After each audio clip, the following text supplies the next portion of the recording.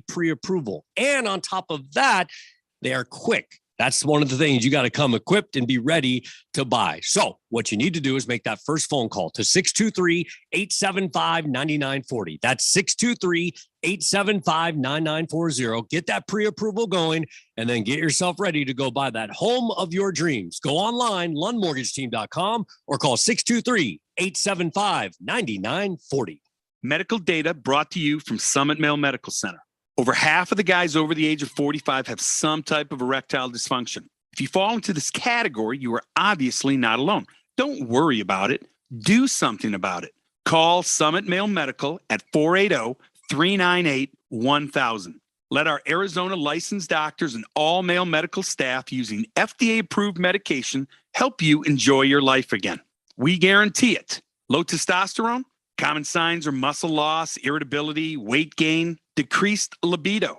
Our testosterone therapy will turn you around. Discreet, professional, and we are successful. Don't let getting older get you down. Call today, 480-398-1000. That's 480-398-1000. Or go to summitmalemedical.com. What are you waiting for? Call today. 480-398-1000. This is Dale Hellestrade from my friends at Constructors Bonding. If you need bonds, you can put your trust in Arizona's industry leader for the best service, rates, terms, and capacity anywhere. Constructors Bonding is the #1 writer with 14 sureties and will improve your bond program. Call Dave McKee today to learn how Constructors Bonding will perform for you. 602-432-5929. That's 602-432-5929, or visit cbialliance.com. Live from the Harmon Solar Studios in Scottsdale. This is KQFN Tempe. Also transmitting on K256 Phoenix at 99.3 FM. And K240U Fountain Hills at 95.9 FM. Quiet, people, settle down. Because it's time. Time for what? Showtime. When does it start? Right now. 3, 2, 1. Let's get on with the show. Let's do it.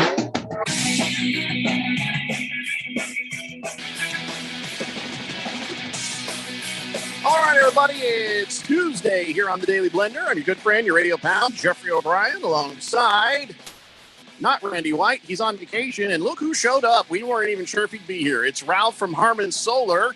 It's been a minute, and so, of course, at the beginning of the show was going to be about the NBA playoffs. Now, I'm just going to let you guys say hi to Ralph in the way you like to. Also got Keon Rose in the control room. Izzy's still hanging out with us, and the gang is all here. Randy is on vacation, drinking whiskey, chasing turkeys, having a good time. We should call him. Maybe we should call him up and see how things are going. Should we call him up later on?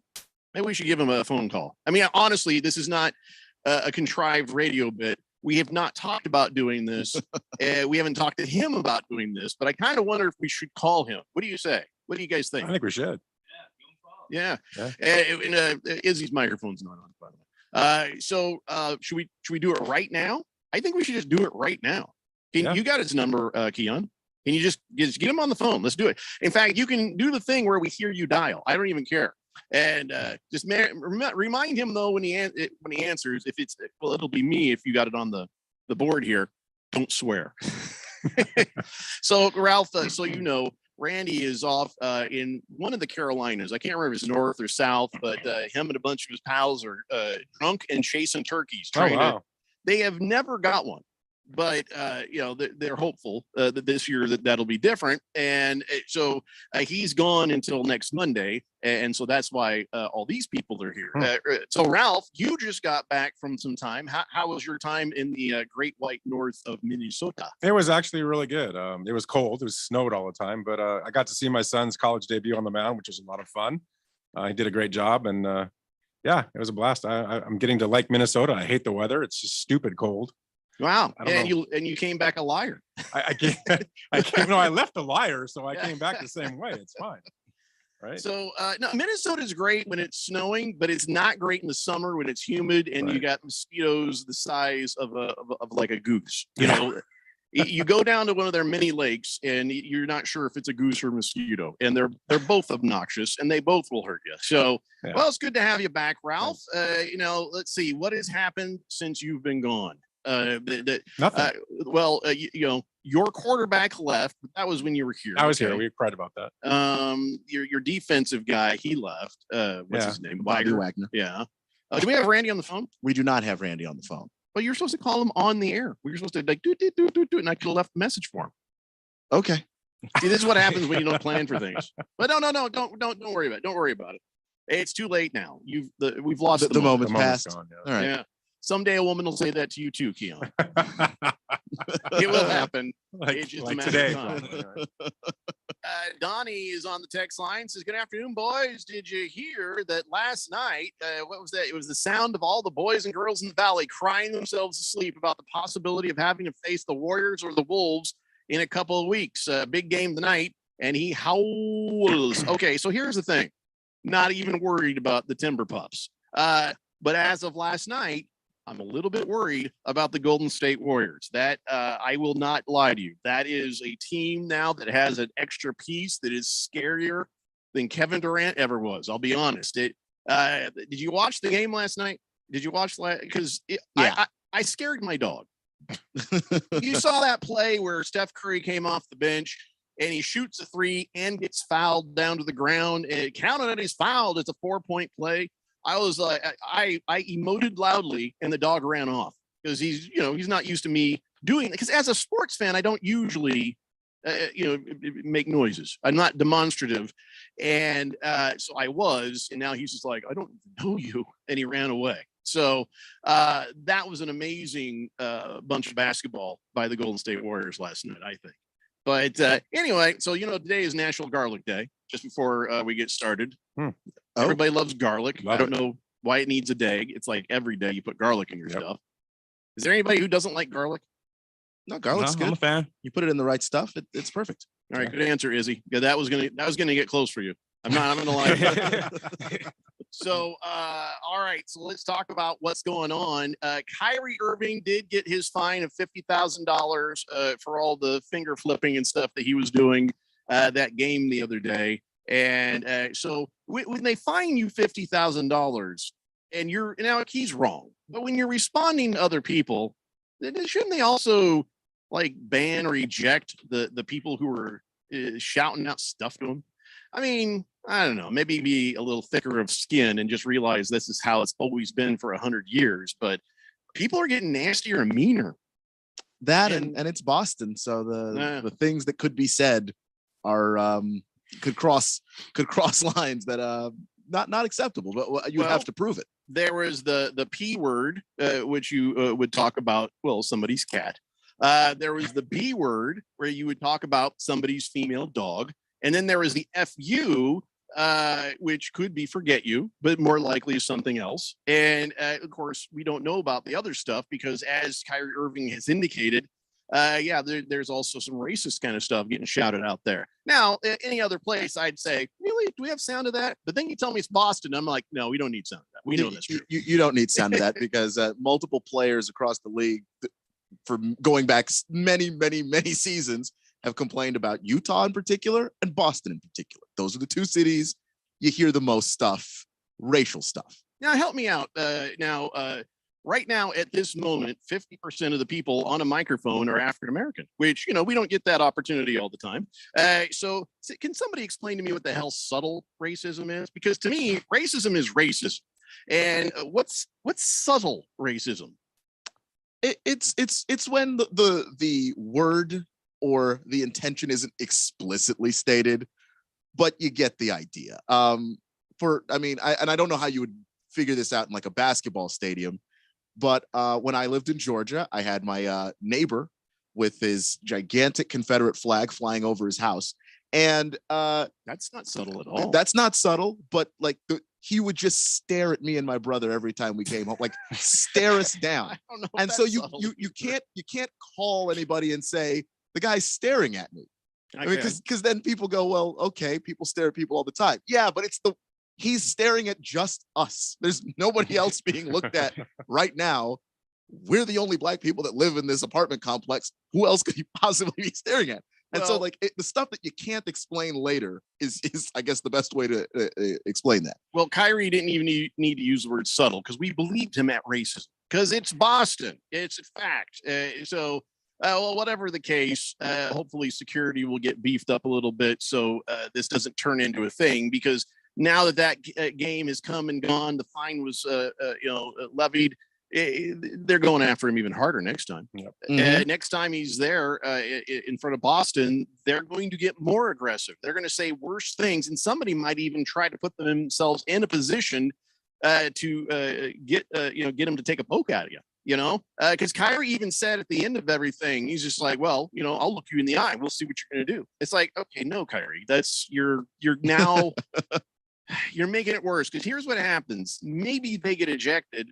Maybe you get hurt, or maybe you get suspended. There's so many ways this goes wrong for Kyrie Irving more than it does for a fan.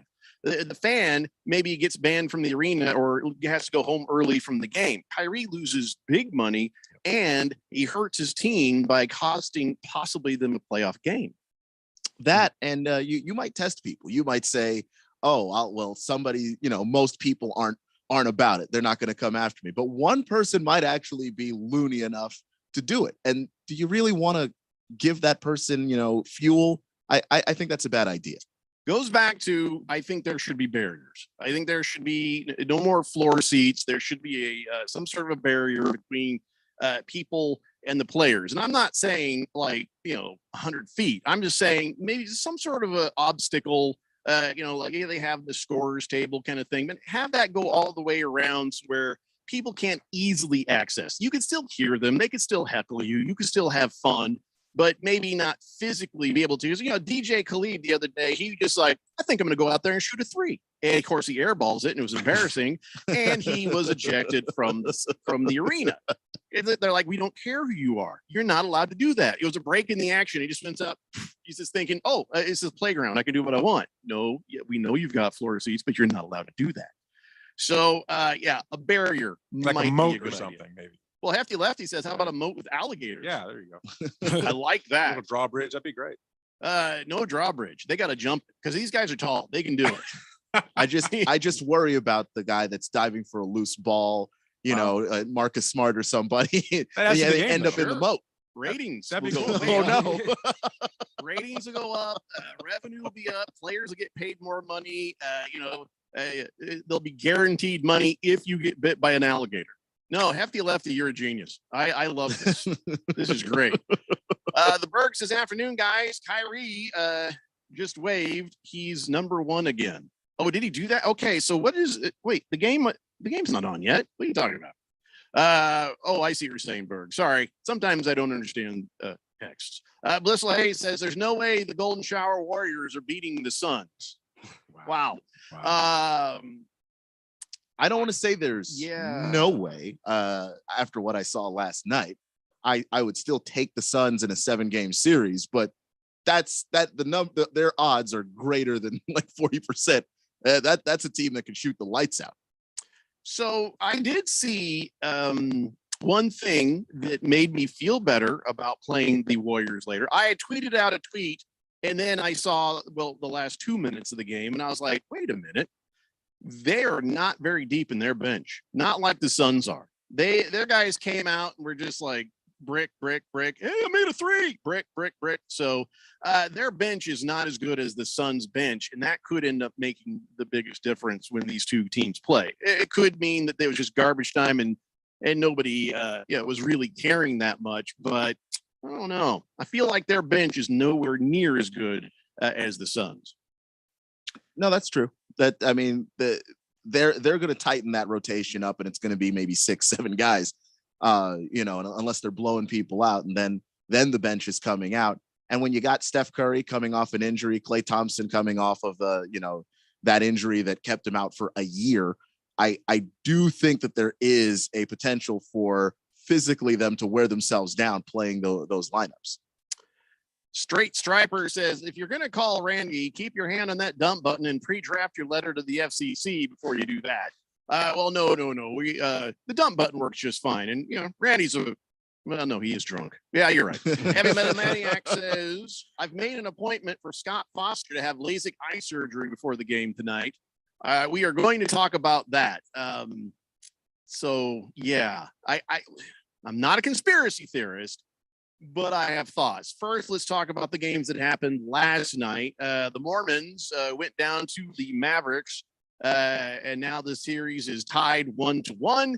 And so, yeah, I'm just not impressed by either of these teams, to be honest. And remember my theory: two teams that ain't that good make each other look better than they are. Do you feel like my theory applies here, guys? Well, yeah, Dallas's best player's not even playing yet. Yeah, at this point, right? that's the part that I'm, right. that, I mean, that's that's the issue. So he might be back for game 3. They said. I guess we'll see. Yeah, but I 3 or mean, 4. they're a different team with him in the lineup. And so, of course, with the Utah Jazz, you're saying the moment that Doncic shows up, that it's over for the Mormons.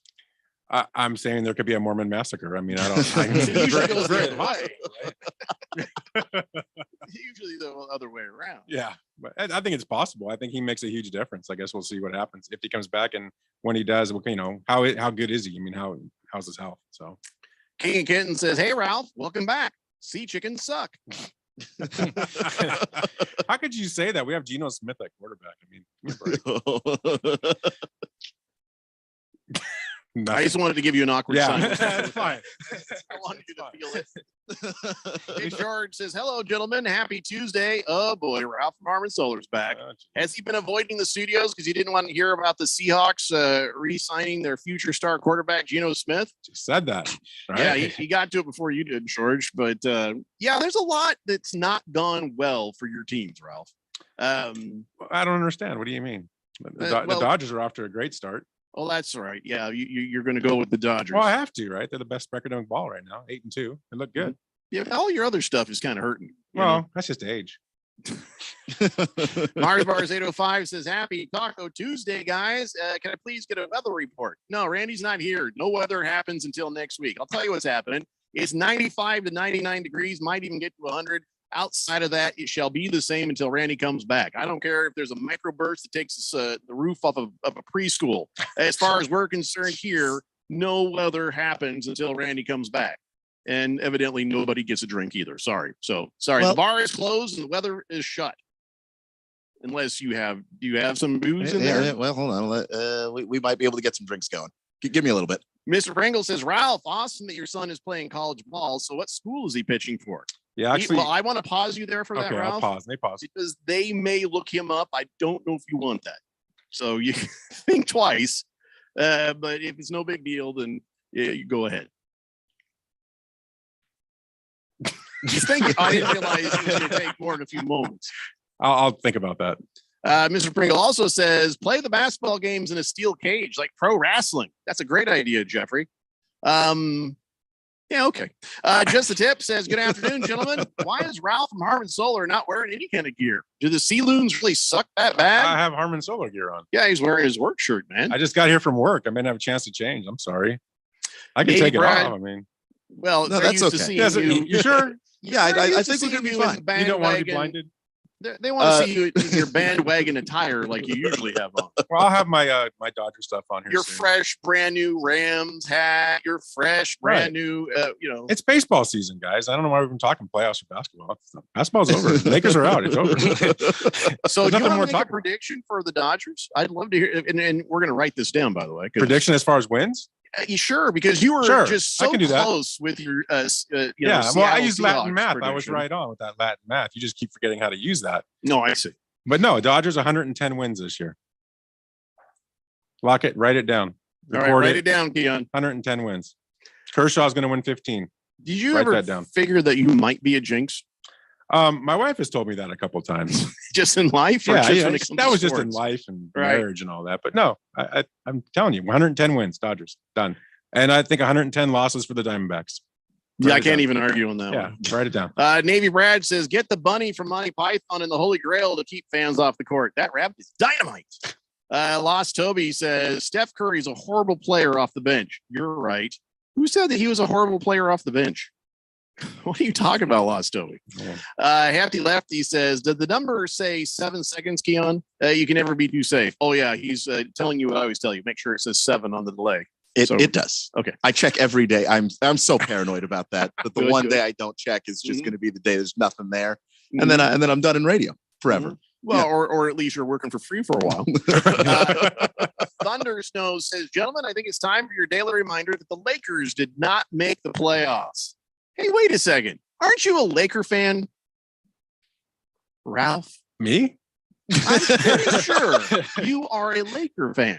I don't know. My back is really sore from carrying those 17 trophies up the steps. Oh, wait, no, that's- listen, that's we've not- already- no, oh that's my not- God. yeah, Determined no. that you're not allowed to do that anymore. Why not? Well, for one thing, some of us weren't even born when most of those trophies were Oh, that's won, not so true. it doesn't even I mean, count. I've seen like 10 of them. I said some of us. Well, the only guys in here that are young are these two. So That's what I'm saying. Me and you, Some forget of it, man. We're us. ancient. Just saying. Just saying. 17 to 0. That's pretty good. Mars 805 says, thanks for the weather report, Jeffrey. Go Raiders. Boomer Sooner says, tell Ralph from Harmon Solar that his son is on the same team as another sports radio host, Jim Rome. Jake Rome is also playing baseball in Minnesota. Is he on the same team? I have no comment. You could tell me later. Small world. Yeah. Bruno Baller says, did Ralph predict that your Diamondbacks would finish 58 games out of first place this year behind the Dodgers? Probably. I can't even argue. Yeah, you just can't. I mean, It's they're just so I'm bad. pretty sure they are losing to the Washington Nationals right now, or at least they lost the first game 6-1 to the Washington Nationals. Who are bad? Yeah. I mean, Next this game in at 4:05. Sorry, Izzy, go ahead. Oh no, I was just agreeing. I was just agreeing how bad they were. No, especially but the Diamondbacks are pretty much. I don't think it could get any worse than that. No improvements after last season, so it's just nothing helped at all. So they're pretty much just gonna have a repeat of last season, besides the losing streak. Hopefully. So so this year is gonna be a lot like last year. Diamondbacks gonna have a rough season. They'll probably find one good player and trade him away. The Dodgers will have an astounding season and choke and blow it at the end. I don't think so. That is the way. That is the Dodger way. So No. all seems to be right in the world as we speak. But we want to talk basketball right now. We're going to talk. We are going to talk some baseball a little bit later on. We only got a couple of games to talk about. Today's show is a lot of football. We have neglected talking NFL. So we come back. We're going to talk about a couple more of last night's games. We'll take a look at tonight and a couple of baseball things. But after that, it is all NFL. And by God, I'm starting with NFL quarterbacks. I'm tired about not getting to talk about the NFL quarterbacks. It's the Daily Blender here on 1580, The Fanatic. This is Brent Musburger's Action Update on 1580 and 99.3 The Fanatic. Heads up, sports bettors. Right now, you can try VSiN All Access free for 30 days with no credit card required. Visit vsin.com/free month to sign up now. The Phoenix Suns continuing to sit as the favorite to win this year's NBA championship, although it's getting a little bit tighter now.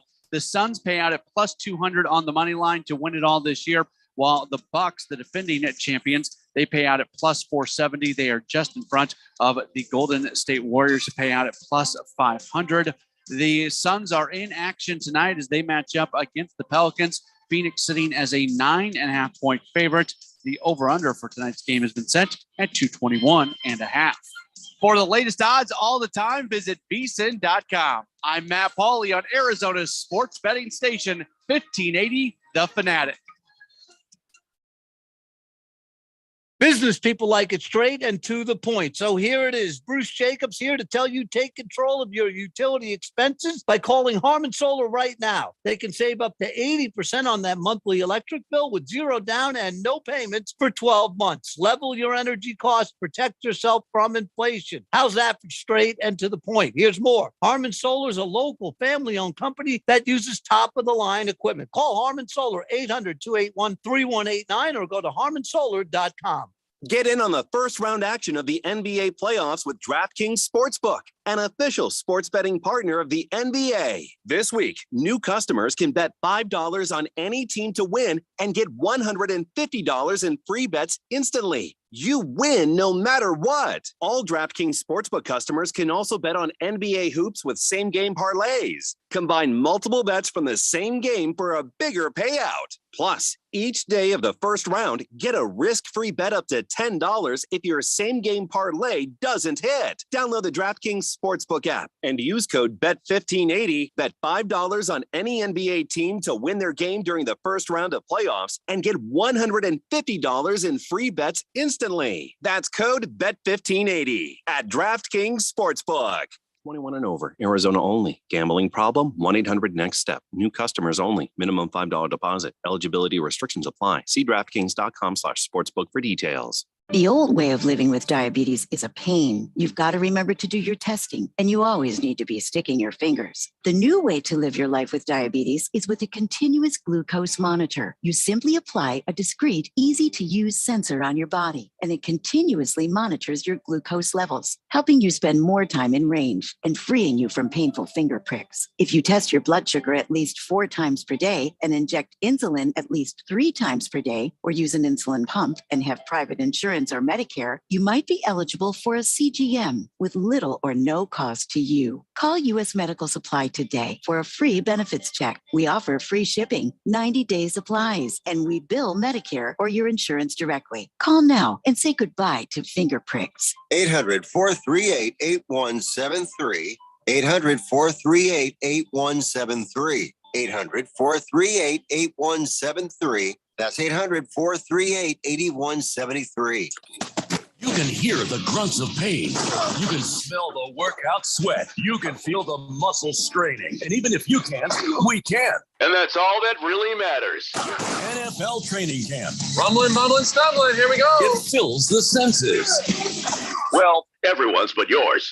Get the latest info, insights, and breaking news here. Respect what it is we're doing here. On your home for the NFL, 1580 and 99.3, The Fanatic.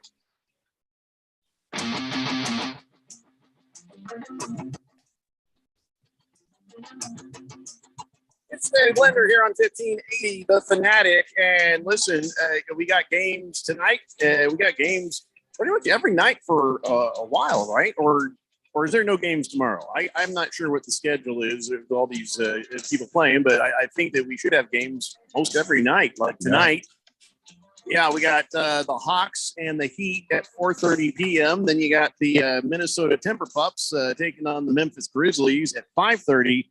Then, of course, the moment you've all been waiting for, the Pelicans and the Suns at 7 o'clock. So, by the way, does anybody have NBA TV? Is that like a regular channel? I don't even know if I have it on the Direct TV. Is that a normal channel?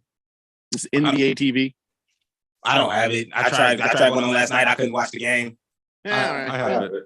As long as the Suns are available, and they are, we should be fine.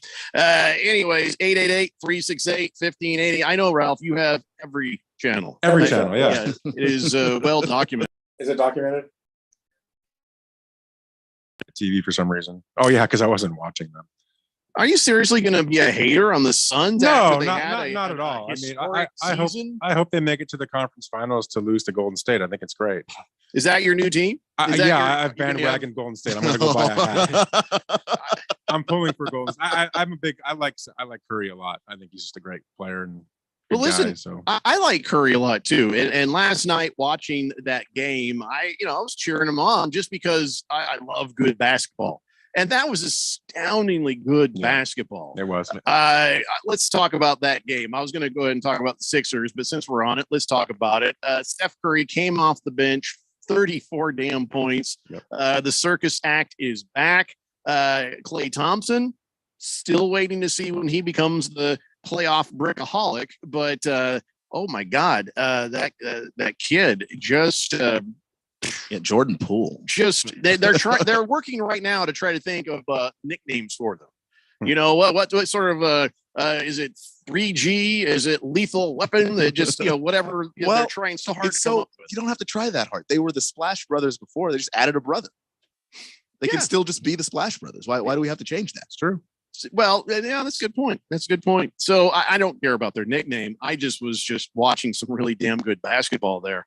And but like I said, their bench didn't play as well as say maybe the Suns bench, but the scrubs were playing the scrubs there at the end of the game because everybody knew it was over. And the scrubs of the Warriors didn't do that great with the scrubs of the Denver Nuggets. And the scrubs of the Suns, you can't even call them that. The bench for the Suns is so damn deep. That could be the difference maker if we run into them later on. But at least at this moment, that seems almost imminent, right?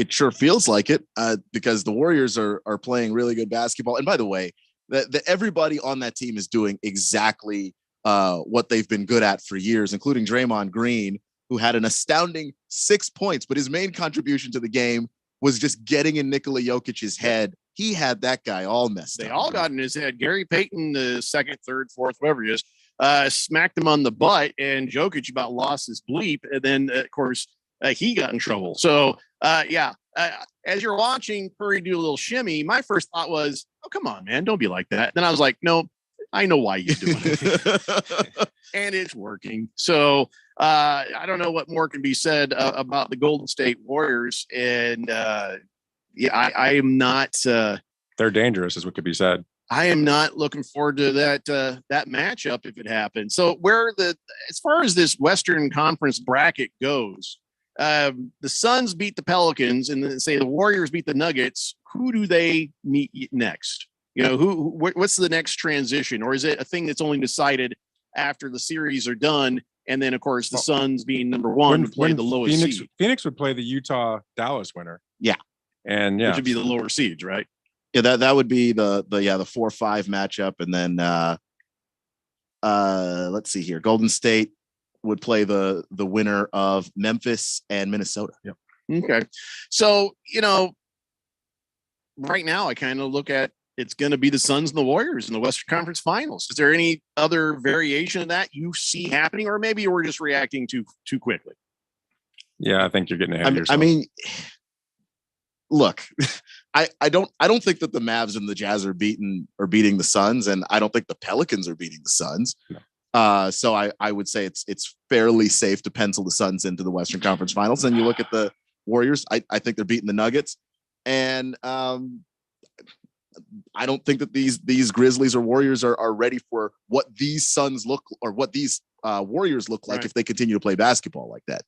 Bruno Baller, I think you're right. Suns and the Warriors just might be on a collision course in the Western Conference Finals, and it could be an epic series. Ralph, you don't think that the collision is imminent? No, I mean, I think it looks that way, but I cringe because I can think back so many years when the Lakers, when they great teams that got knocked out by a team that should have never got knocked out by. So it's back in the Magic. I'm going back to the Magic days, right? I mean, just you see that stuff happen. Anything can happen. I mean, somebody has to get hot. A team gets hot.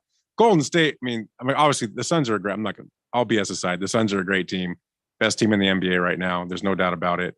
Golden State, though, they're scary. If I'm a Suns fan, I'm really concerned about Golden State. I think that team gets on a roll. That's going to be a tough team to beat. It's going to be a great series. Izzy, if not Golden State, what team in the West can even stand up to the Suns? I know it. I mean, that's really up in the air for me, just because the Memphis Grizzlies and the Minnesota Timberwolves are really neck and neck, both very young teams, first times in the playoffs together. So we already seen Memphis already, slowed down just a little bit. They would be my pick, but the way the Timberwolves are looking right now, and Anthony Edwards, Karl Anthony Towns, they're a force to be reckoned with. So I think they're one of the sleepers. I think they'll be the ones to sneak up on somebody. I think Minnesota is. Kiss the Cook says Steph Curry is a human cheat code. You are correct. Hefty Lefty says they're calling it the death lineup. I think they can probably do better as a nickname than the death lineup. Well, but that's not the nickname of just those three guys. That's that lineup that they play. It's their small ball lineup where Draymond is the center. He's the actual biggest person in that lineup.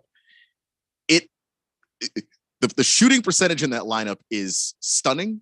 It is not fair. They're shooting around 80% when they're all out on the floor together in that smaller lineup. You can't play it in big minutes because teams will adjust. But when they put that lineup in crucial points of the game, that's when they run away from people. And someone's got to figure that out. Yep. Hefty Lefty also says the package that has NBA TVs on Cox, it's sports package 2, $10 extra a month, and it's worth it. Well, I have DirecTV because I'm not poor, so I have no idea how it works. What does that mean? I'm just kidding. I'm just kidding. Wow. Easily the most condescending thing you've ever said. You didn't even mention his 8 TVs. But wow. I just honestly would like to get rid of DirecTV and go back to Cox. I'm just kidding. Thunder Snow says, I'm sorry, but Ralph is a tool. Why would you say that? I would consider it. Yeah, I mean, And if you say that, are you sorry? No. You can't start a sentence with "I'm sorry" and then Ralph just is a say tool. an a-hole thing. That's just come on. No, he's a tool, Keon. He didn't say what you said about him. He's not an a-hole either. Come on. Don't call No, Ralph an a-hole. no, I didn't say Ralph was. I said I heard said him. no. He said an a-hole thing, which you can't do if you start a sentence Ralph with said an a-hole thing? "I'm sorry." You are doing what? Why are you twisting I'm my not, words? why- this way? Ralph, am I doing anything? I'm just asking him Oh. questions. He said things. I'm asking him. You're asking, but you're asking things that I didn't say. That I have to defend things that I didn't actually say. I don't know. I just heard you say Ralph is an a-hole. I just didn't wanted to say get that. Clarity on that. You can't get clarity on a thing I didn't say because I didn't say it. Thunderstone says, "Okay, I'm not sorry. He's a tool." Ralph is Oh, not. that's- Okay, his sports fandoms and and his predictions, his smugness, and his hatred for Valley Sports. That's kind of tool like. But deep down, he's not a tool as much as he's just a douche. So give him. And there due goes respect. the sponsorship. It's gone. But you know what? At least it's more genuine to say you're not sorry. Don't start with you're I love sorry. how and then- you're hung up on that. Ralph's over there going, "I just got called a lot of things." No, I don't Just care know- though. I mean, yeah, I agree with you though. Just be a man and say what you want to say. I mean, you're right. I'm a tool. I'm a hammer. Why don't you come over here and see what happens? Are you like that? Sounded almost like professional wrestling call out right there. That was. Yeah, You come on absolutely. over here and find out I'm Yeah. a tool. I'm a hammer. I'm going to put the hammer down on you. You're going to be a nail going through balsa wood, brother. I'll beat some arse. That's fine. Hefty Lefty says DirecTV is the second tier sports package as well. If I remember correctly, I had it in college. I'm not paying extra for it. And really, the Suns are on Wally TV or Bally's. Bally TV, Yeah. whatever the hell that is. Jessica Tip says Suns bench has been amazing all season. That might be why Monty won. Okay, easy on that. Monty is coach of the year not because he had a great bench. That would give James Jones GM of the year. Monty is just he's got a cool hand and he's a smooth operator and he's a player coach and he knows how to get the best out of these guys. He's just and I just that's the kind of guy you wish you had as a coach in anything, in even life. I wish he was my neighbor. I could go over there and talk to him about things and he could just say things and I could be a champion in life. I'm just saying. He has that personality. That last season when DeAndre Ayton was sitting on the bench and his head was down, and then Monty pulls up a chair next to DeAndre and just starts talking to him, and you can just see the body language. The shoulders come up, and then the head comes up. Then DeAndre's ready to go back out there. There aren't a lot of coaches that can do that, and also, Devin Booker missing, they still win. Chris Paul missing, they still win. Ayton's missing, they still win. So you can see him winning without various key players on his team. I think that proves it that he's the best coach in the NBA right now.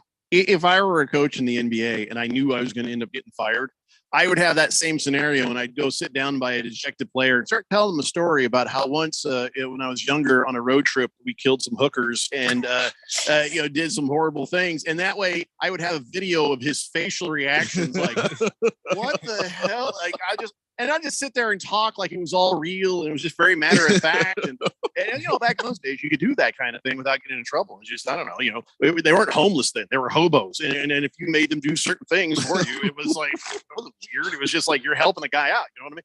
And I want the videotape of the reactions and I'd play that until I die.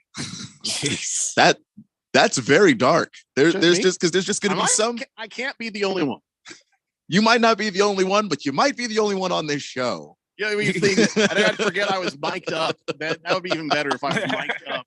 And they're like, ESPN's like, I don't know what the hell if this is real or not. Blissful Hayes says Jeffrey must not have the internet to check the NBA playoff schedule. No, I've got it right here. It says NBA TV. I don't have that channel. I don't want it. I don't know. I got the Sun for free. I don't care about the games. Big George says Ralph is a bandwagon jumper with his sports teams. He hates all local Valley sports teams. So I'm not sure if he's a tool, but he is annoying at the very least. Well, thank you. That means I'm doing my job. And I do think that's what he was going for. Yeah. Thank you. Navy Brad says, Ralph, I have a sister. I found out about just a few weeks ago. Yeah. Okay. So since he's saying this, Ralph, no, this is a true story. He, somebody did a 23andMe thing, or he did, and then that matched him up with his long lost sister. He was adopted. Wow. And so he just found out he has a sister and a brother. And he says, yeah, The sister I just found out about, her son is 18 and throws a 94 mile an hour fastball as a high school senior. Oh, wow. He's going to be pitching at 1A in college. That's nice. Clearly, Navy Brad, if he's in college, I think he would spell college correctly.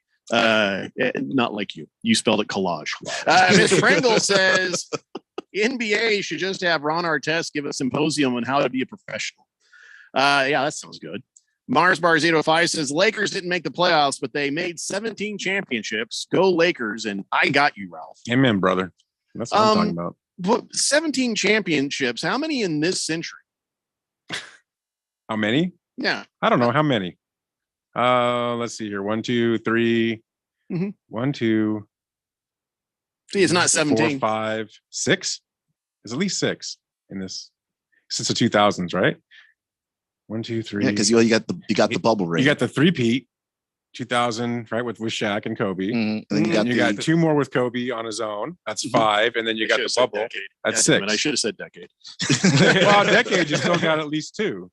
How many of the Suns have in the last 100 years? Just turn up this mic. Yeah, I'm just saying.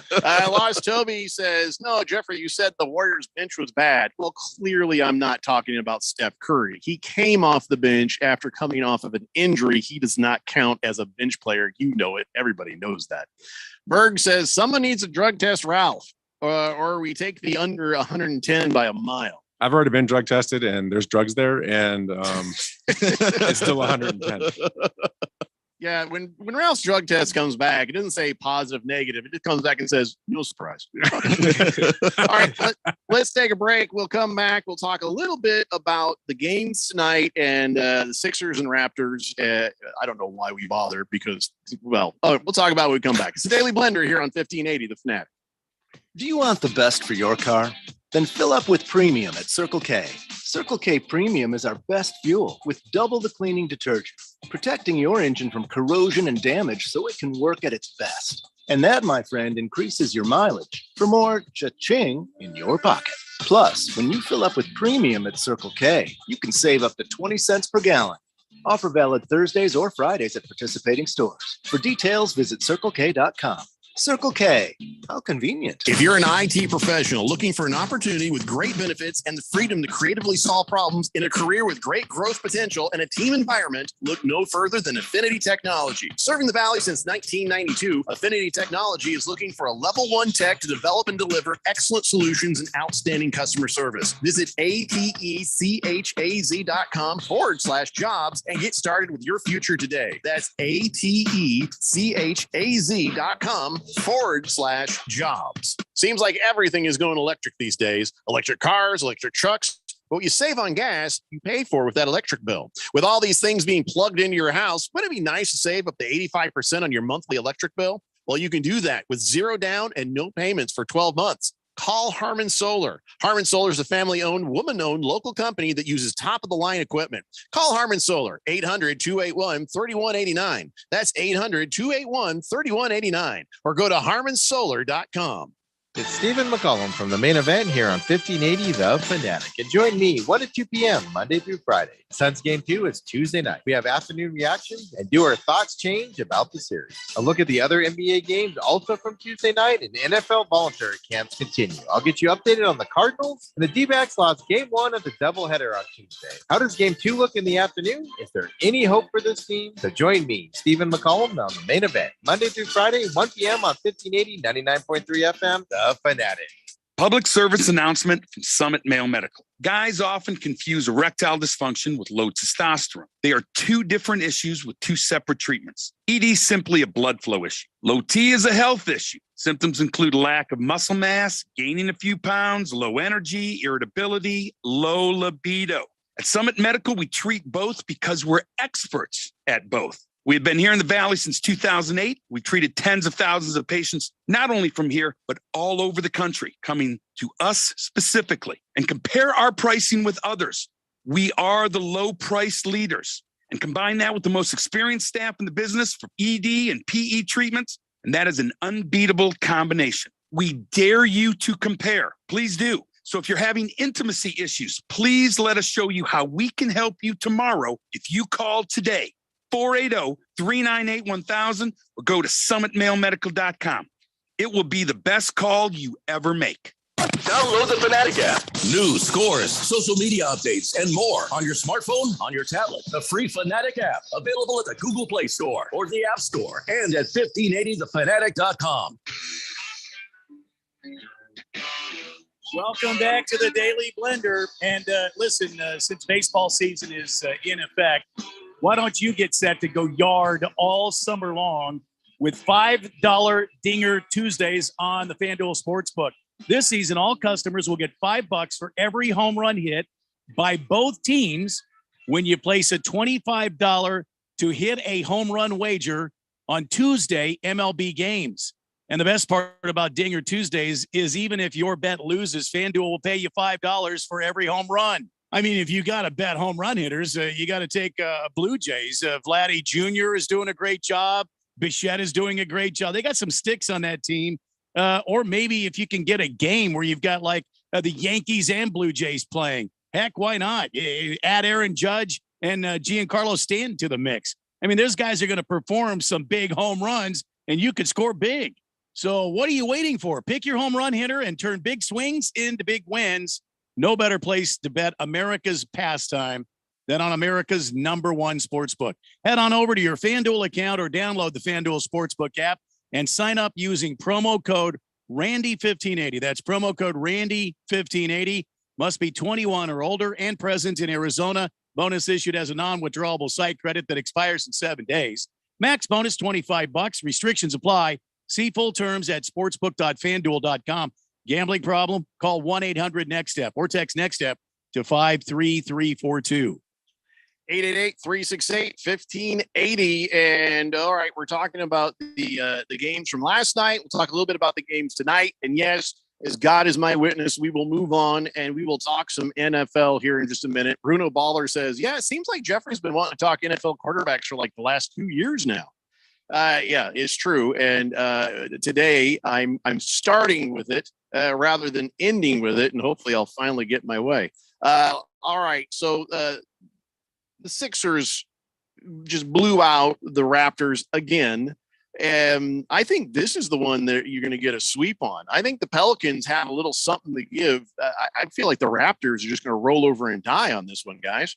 I agree. And the reason why is because the Raptors played pretty well. I mean, I know they didn't shoot efficiently, but I thought OG Anunoby played really well. I thought Pascal Siakam was at least, engaged. He was missing layups and stuff, which he doesn't normally do. But I mean, he still scored 20 points and got 10 rebounds and still got a double-double. And then Fred VanVleet played pretty well and they still got blown out. If your three best players play really well and they're not even close, I don't know that the Raptors can win this series or win a game in this series. So what's the 76ers secret to success then? Joel Embiid. Yep. I mean, is there anything else that you're seeing there? Because there's a whole lot of Joel Embiid is what I saw yesterday. Right. Or at least a Tyrese Maxey, maybe. Just that's true. He's just coming in big, and even though we're not gonna say he's gonna do this often, this is gonna be he's not gonna do this. He can. You think he's gonna do this the whole playoff, like the whole playoff run? Well, A, I think he has to if they want to have any chance to compete in the Eastern Conference. But B, this whole season he's been getting better and better. And I learned my lesson from Jordan Poole. When a guy starts to show you signs that they can do something in the NBA, pay attention to those signs, because especially a guy this young, because the sky's the limit as far as his talent goes and his athleticism. So if he's clearly putting in the work, which he has, his shot is much better than it was a year ago, that there might be something special there.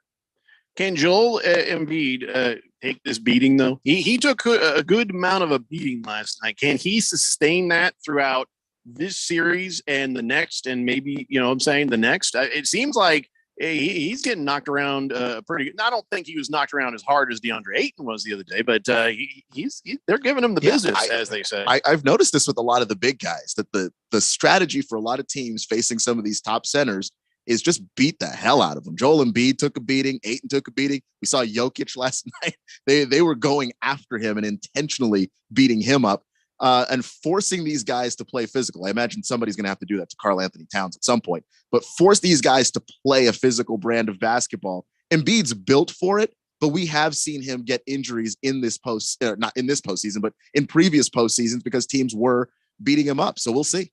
So I wonder who gets the win first, the Raptors or the Pelicans? I think the Pelicans probably get a win first. I just think that they're a more effective team. They were at least in the game with the Suns. The Raptors played their best game, and it wasn't even close to good enough. I feel like Ralph just let a perfect opportunity to hate on the Suns go by. No, I don't think either one of them is going to get a win. So it's possible. That's a good point. It is possible. So tonight, when the Suns host the New Orleans Pelicans, can I just say I can't watch the post game with Tom Chambers and that other fella. It's just too noisy, and these people screaming stupid crap in the background. That is number uno annoying for me. Number two, what the hell is up with that Rally Beach thing they're doing? Okay, number one, there's no water. So they just basically put a bunch of sand on the sidewalk and put up a 20-foot LED screen, and so they're like, "Hey, it's the Rally Beach," and they're like, "There's no water." There's no sun because it's nighttime. Why are we sitting on this sand? It makes no sense to me. Because they're trying to capitalize on a bunch of other teams have, outside the stadium, fans are watching on whatever screen is out there. But the teams have designed this to sort of draw fans out that maybe can't afford to go to the playoff games, but want to be part of that environment. I think the Raptors with their Jurassic Park started it. But I think we can do better. I think we can do better than that too. First off, we don't have a beach. We're in the desert. So anywhere we put sand is still desert. I don't know. It's a cat box, I mean, something. Who's watching this thing at night.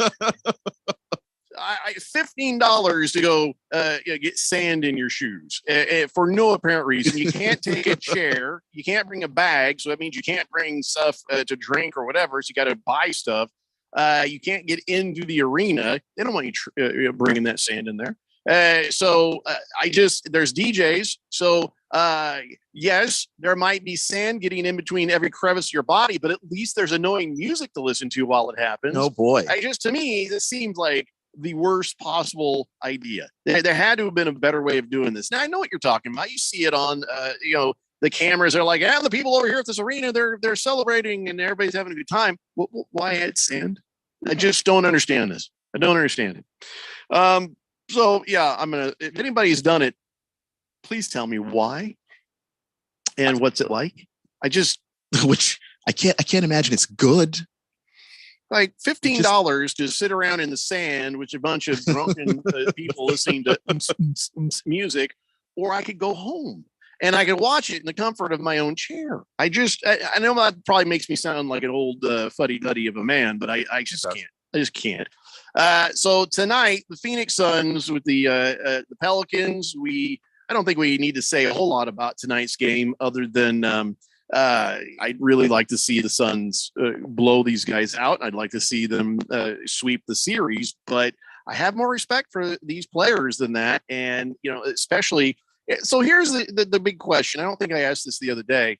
When the Phoenix Suns beat the Pelicans and they had them so beat in the first half, and then they let them back into it and they got within 6 points, and then Chris Paul had to go out and play hero ball, and the rest is history. So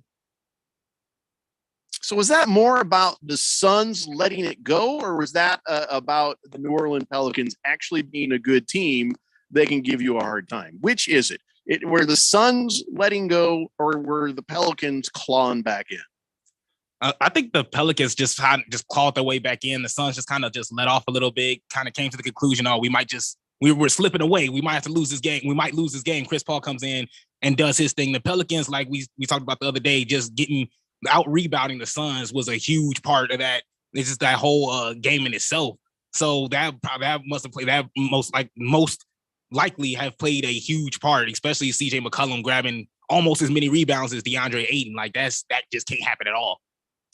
All right, so let's talk about the game that starts here in about 40 minutes. The Atlanta Hawks, baby sweaty hair, playing the Miami Heat. So you don't think Trae Young is going to play that bad again, but you know that the Heat are going to use the same formula against him again. So are we looking for a different kind of game tonight, or does the Heat have Trae Young's number now? I'm looking for a different game tonight. I don't see how the Hawks win if the other guys don't play much better. I also think that maybe Atlanta head coach Nate McMillan going to have to get away from the pick and roll. If you don't have Clint Capella out there, the pick and roll is really not going to work because that's the Trae Clint game. And then you put anybody else in there. It's clearly not working. Trae turned the ball over a bunch of times trying to force it. They're going to have to play more of a perimeter style of game. They're going to have to shoot the basketball a whole lot more and a whole lot better. They have the personnel for it, but those guys didn't shoot well in game one. And we'll see if this is Miami's defense that's making life hard for not just Trae, but everybody, because they are a good defensive team, or if that was just an off night shooting for Atlanta. So the other game at 5:30 p.m., the Memphis Grizzlies got the Minnesota Timber Pups. And all right, so were you surprised that Memphis dropped that game to Minnesota, or are you feeling like this is just going to be a back and forth, maybe a 7-game series? I think we're looking more at a back and forth. I was surprised, not that Memphis dropped it, but at how badly they dropped it. They just got thumped. And they haven't played like that. They haven't played that small. They haven't played that timidly all season long. And then Minnesota came, brought the fight to them. They were very physical and just put Memphis on their back foot for the entire game. So I expect Memphis to come out a whole lot stronger, a whole lot more aggressive when your point guard is Ja Morant and you can do all of the amazing athletic things that Ja Morant can do. And then I expect something, a sign of life out of Memphis. Izzy, what do you think they have to do to make this series even? Well, at least for Memphis really just lost it at the end. The defense just wasn't there at all. And then you have D'Lo on Minnesota struggled heavily in this game. And then that led Jaden McDaniels to come in and step up. He had some big shots in this game. And you gotta lock down on Karl Anthony Towns isn't the strongest center. So he's gonna miss some shots. He's gonna struggle a little bit. You bring that attention down low and just lock on to Anthony Edwards as well. I think you got yourself a game. Dillon Brooks is gonna step up, obviously, and him and Ja Morant. So I think Memphis has it in this one, at least for this game. Ask me the same question, Keon. Hey, Jeffrey, what does Memphis have to do to even up this series? Win. See, I just 888-368-1580. I think we were asking how they win, but so Ralph, they just need to win. I have no idea. What I don't understand is, you have all these teams you bandwagon to. Oh my gosh. I spent some time here. I met a guy from there. All these lame excuses to bandwagon to more successful teams when your first team goes bad. Why wasn't it ever to a Phoenix team? Why have you been resistant and somewhat hateful towards the Phoenix teams? Well, I wouldn't say I've been hateful. Maybe I've been we would. Yeah. Our experience. Yeah. I don't know. Growing up in LA, I got to see a lot of championships and my teams have won a lot. So when I see organizations that just can't do that, I don't blame the fans. I just blame bad ownership, bad coaching. And I don't get aboard with teams like that because they don't ever, do what it takes. Now, the Suns have done what it takes to put a good team together and they have a great shot. It's not going to be easy. But when you look at the Diamondbacks and the Cardinals, I'm just not impressed with what I've seen. So I don't know. I'm a winner, man. My teams win. Well, of course you are, because you're a bandwagon. No, I'm an LA guy. We're used to winning in LA. You grow up in LA, you see championships no matter what the sport is. Well, I don't know. Thunder Snow had just downgraded you to douche, but he might bring it back up after that little paragraph. All right, guys, we got to take a break. 1 hour down and 2 to go. I'll catch up on the text line, and we're going to talk a little baseball. We're going to talk a lot of football. Come on back, kids. It's the Daily Blender here on 1580 The Fanatic. Do you want the best for your car? Then fill up with premium at Circle K. Circle K Premium is our best fuel with double the cleaning detergent, protecting your engine from corrosion and damage so it can work at its best. And that, my friend, increases your mileage for more cha-ching in your pocket. Plus, when you fill up with premium at Circle K, you can save up to 20 cents per gallon. Offer valid Thursdays or Fridays at participating stores. For details, visit CircleK.com. Circle K. How convenient. There's no doubt that Harmon Solar can save you up to 85% on your monthly electric bill. That's a fact. Bruce Jacobs here. But did you know it's possible to get solar for zero down and no payments for 12 months? You can lease, finance, or even purchase outright. They have plans that fit everybody. Harmon Solar is a family-owned, woman-owned local company that uses top-of-the-line equipment. Call Harmon Solar at 800-281-3189. That's 800-281-3189, or go to harmonsolar.com. With all that's happening in the world, your investments may be facing several challenges, like the effect Omicron will have on the overall economy and stock market. For over 3 decades, Mo Ansari has strategically directed investors through careful and logical investment strategies, helping them achieve their financial goals. Join Mo for his global webinar on Tuesday, April 19th, to get his take on interest rates and inflation, his outlook on global equities, and to get your questions answered. To register for the global webinar on Tuesday, April 19th, go to compact.com or dial pound 250 on your cell phone and say, talk to Mo. That's COMPAK.com or dial pound 250 and say, talk to Mo to register for the global webinar on Tuesday, April 19th. Compact Asset Management is a registered investment advisor. Funds custodian, Fidelity Institutional Wealth Services, member FINRA SIPC. If you're rolling over your 401k to an IRA soon, but not sure if you want to go all in on this crazy market, here's what many retiring professionals are doing. How about a safe and secure IRA offering a contractually guaranteed 10% income bonus that grows 7% annually guaranteed? Your income can double in 10 years. Meanwhile, neither your principal nor your retirement income is ever subjected to a market downturn. Even if the market crashes by 50%, you get the 10% bonus. Your income keeps growing at 7%, and your principal may grow without losses uncapped. You go up with the index, never down, forward, never back. Get a 10% income bonus with a 7% contractually guaranteed growth rate. I compare over 1,200 annuities with a fiduciary duty and can help you retire and stay retired. Guarantees rely on the financial strength of the insurer, so compare with leading annuity authority Steve Jurich now. Visit IQannuity.com, IQannuity.com, IQannuity.com. KQFN Tempe, also transmitting on K25CD Phoenix at 99.3 FM and K2.2 Rolling Hills at 95.9 FM. All right, people, settle down. Because it's time for what? Showtime. When does it start? Right now. 3, 2, 1. Let's get on with the show. Let's do it.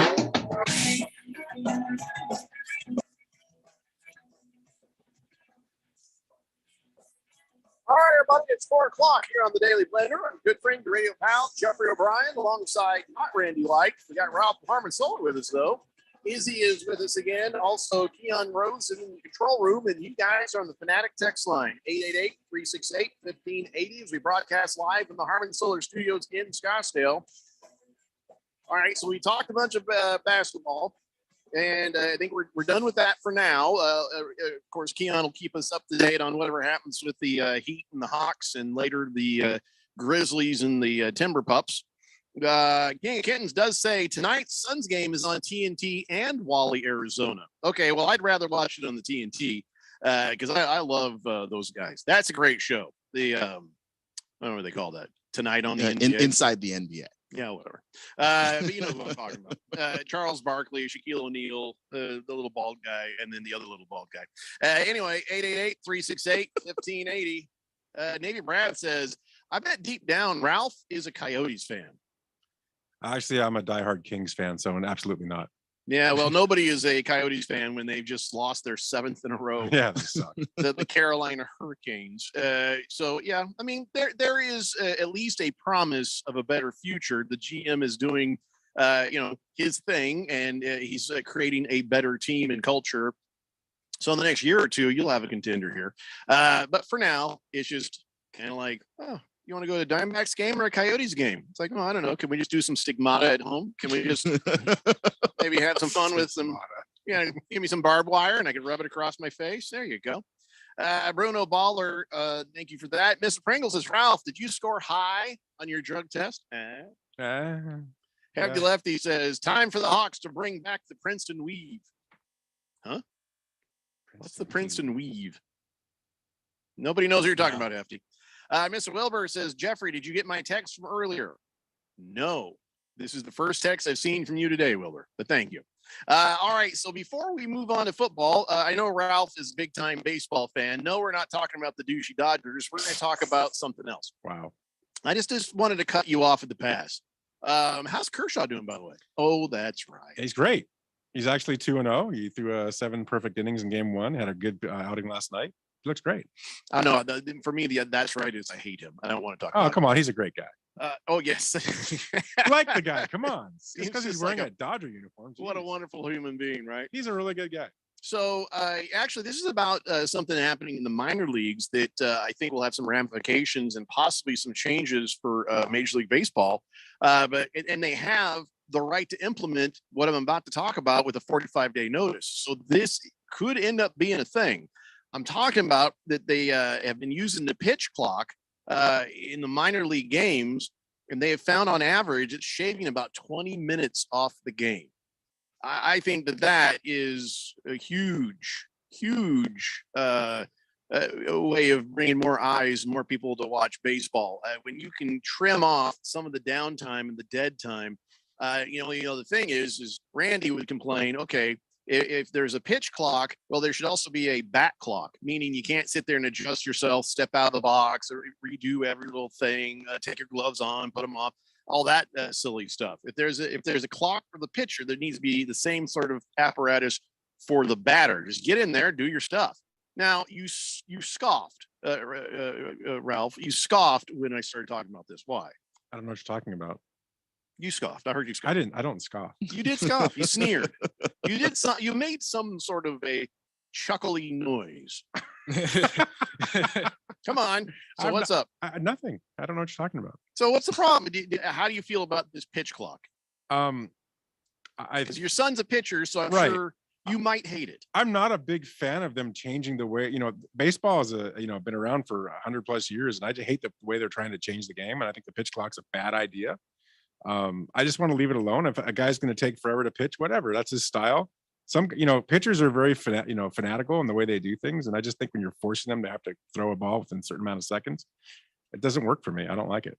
Well, some, you say they've been doing this way for about 100 years. Some games feel like they last about 100 years because of all that stuff that just goes like, come on, get on. I don't think you get baseball. That's the part. I mean, I think baseball is just, it's like an art. It's just, when you go to a game, there's so many different things to look at and watch. I don't get bored sitting in a game for 2-3 hours. I mean, there's so many things that I'm looking at and watching. To me, it's an amazing sport with just amazing athletes that are doing some amazing things. So I love the game. So, well, I don't get bored watching it, but it does drag. But see, I can watch a very slow moving art film and be like, this is pretty good. So I got the patience. I have the patience for baseball. I appreciate that. But I also appreciate that it's a dying sport, and if you want to try to keep it going, you better pick up the pace. You're losing people. Well, I just scoffed now. So what do you mean it's a dying sport? Look at the numbers. Look at the numbers. And of course, this little lockout didn't help. But no, it didn't. There's not quite the audience there used to be for it. Now, I know you're gonna be snooty and snobby about it, and you're gonna say some stuff, but to be honest, people don't have the same attention spans that they used to have. That's true. No, I agree with you there. People want things and they want it yesterday, but the internet's done that to everybody. I think we just want it and we want it now.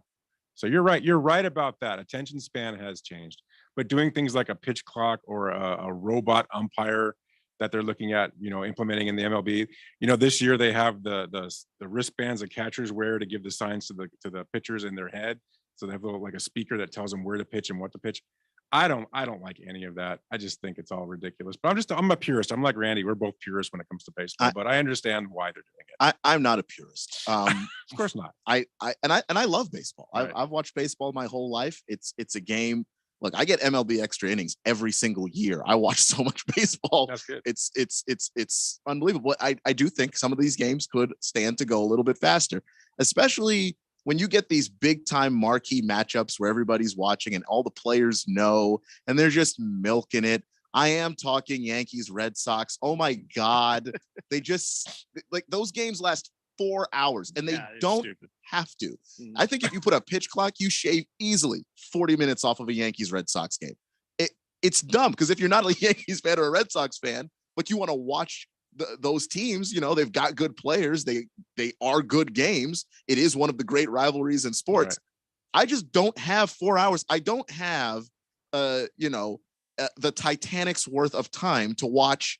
The reason you don't is you're not married yet, right? So when you get married and you're trying to keep some time to yourself, you appreciate a 4-hour game. As soon as the game's over, honey. Yeah, exactly. Right. Translation tomorrow. You get it. I get it. These guys don't get that yet, so I understand. But maybe not. Maybe that's part of it.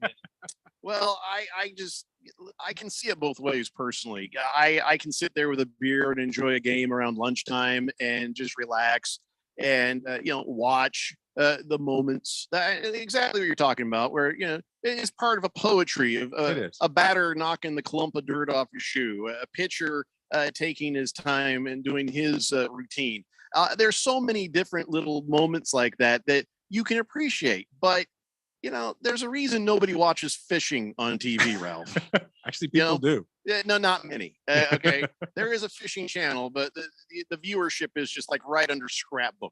Okay. So when it comes to, if you can make baseball more palatable to the next generation, and all you have to do is, just the same thing the other sports do. The basketball's got a 24-second shot clock. Football's got a 40-second time clock. And I don't know, hockey just always moves fast, so we don't even worry about that. But I don't think it's the worst thing in the world. Here's what I say: pitchers, batters, get over yourself. Okay, figure it out quicker. You have your good luck charm. You got your lucky rabbit's foot. You've got Jojobu in the in your locker, and you're pouring out brandy, and you whatever it takes. You can still have your traditions, but.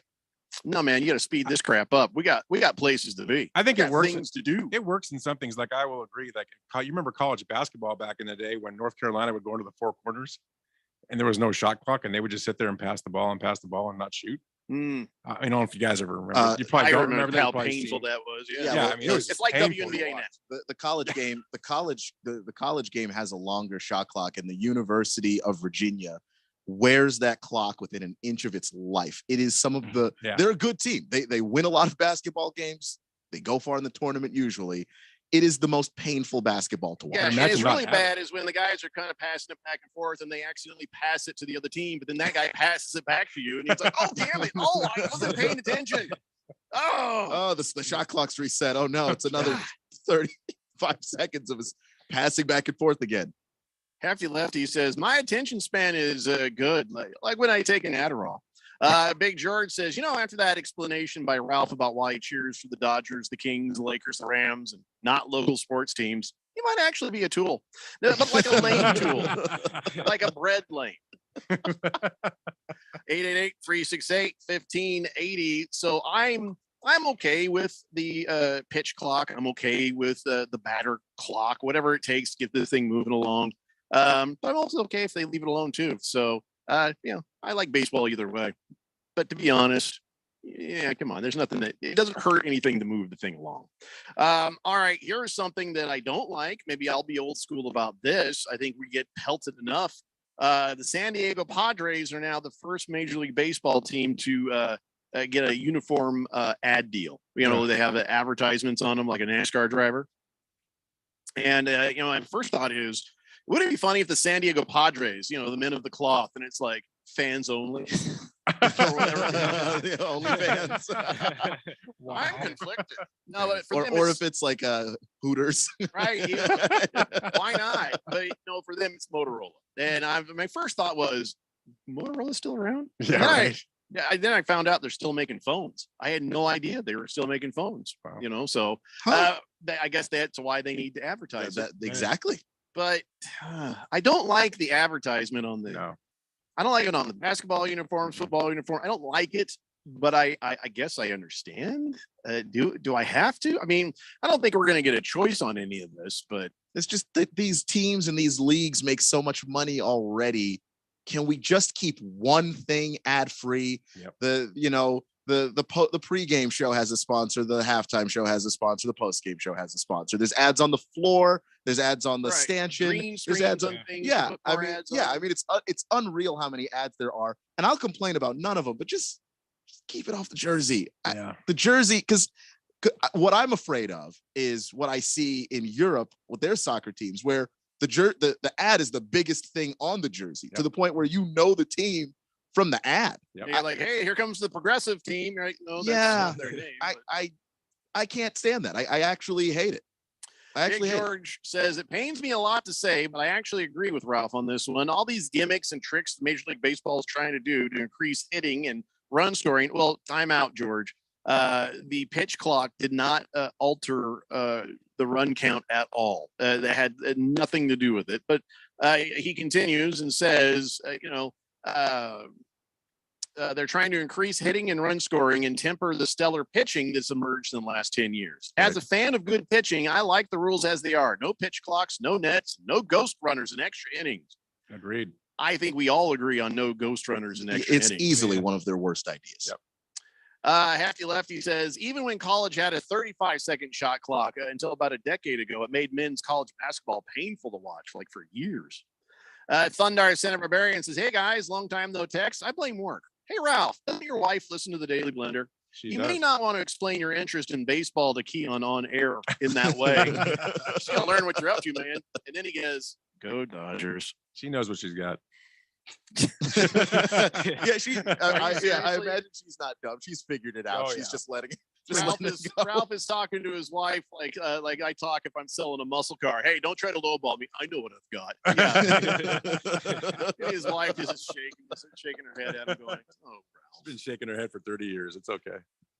Big George also says, I agree, Jeffrey. The Padres' new corporate patch is obnoxiously large. Oh, so they already have them on. That sucks. It's bigger than the NBA corporate patches. It's just the greedy owners trying to get more money. Sickens me.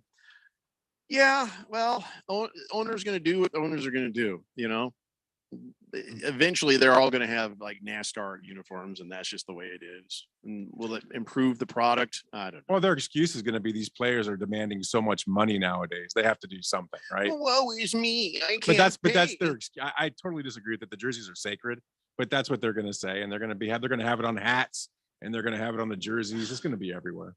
Hey, and by the way, you'd mentioned your son plays the baseball. Does he hit, or does somebody No, else? he's hit a for him? pitcher. He just pitches. He just pitches. All right. I wonder what do you think his walk-up song would be if Well, he was? he if hit in was high hitting? school. Do they have walk-up songs in high school? They do. Yeah. Really? Oh yeah. Okay. So what was his walk-up song? Like Taylor Swift? What was it? I mean, you're his dad. so- No. I tried to get one time. I switched it and put "Tiptoe Through the Tulips" on just to kind of piss him off. Tiptoe through the Yeah, tulips. Tiny Tim. He had a song by it's a rock band. I can't remember the name of the band. I'd have to think about it. I can't remember the name, but it was a pretty hardcore Old song. Ralph. Oh, it's all right. It was a rock song. Pat Boone. It was a pretty hardcore song. Yeah. How about you, Izzy? What would you use for a walk-up song? Mine was a Kanye West song back in high school. You had a walk-up song. Oh, I didn't know Yeah. you were a ball player. How were you good? You Well, he's sitting here, so He's like, I played. Yeah, Were you What good? I Kanye played. song? What Kanye song? was it? Mercy. Mercy. All right. That's so a good one. That's a good one. Keon, what would your walk-up song be? Well, I'm a really big fan of Kendrick Lamar, so probably "Money Trees" by Kendrick Lamar. It's my favorite song. So Yeah. Ralph, for you, what would that be? My son's was "Sick Puppies" was the name of the band. I don't remember the name of the song. Sick Puppies? That was the Never name of the heard band. of Yeah. Huh. For me, I don't know. It'd be something annoying. Well, what was the?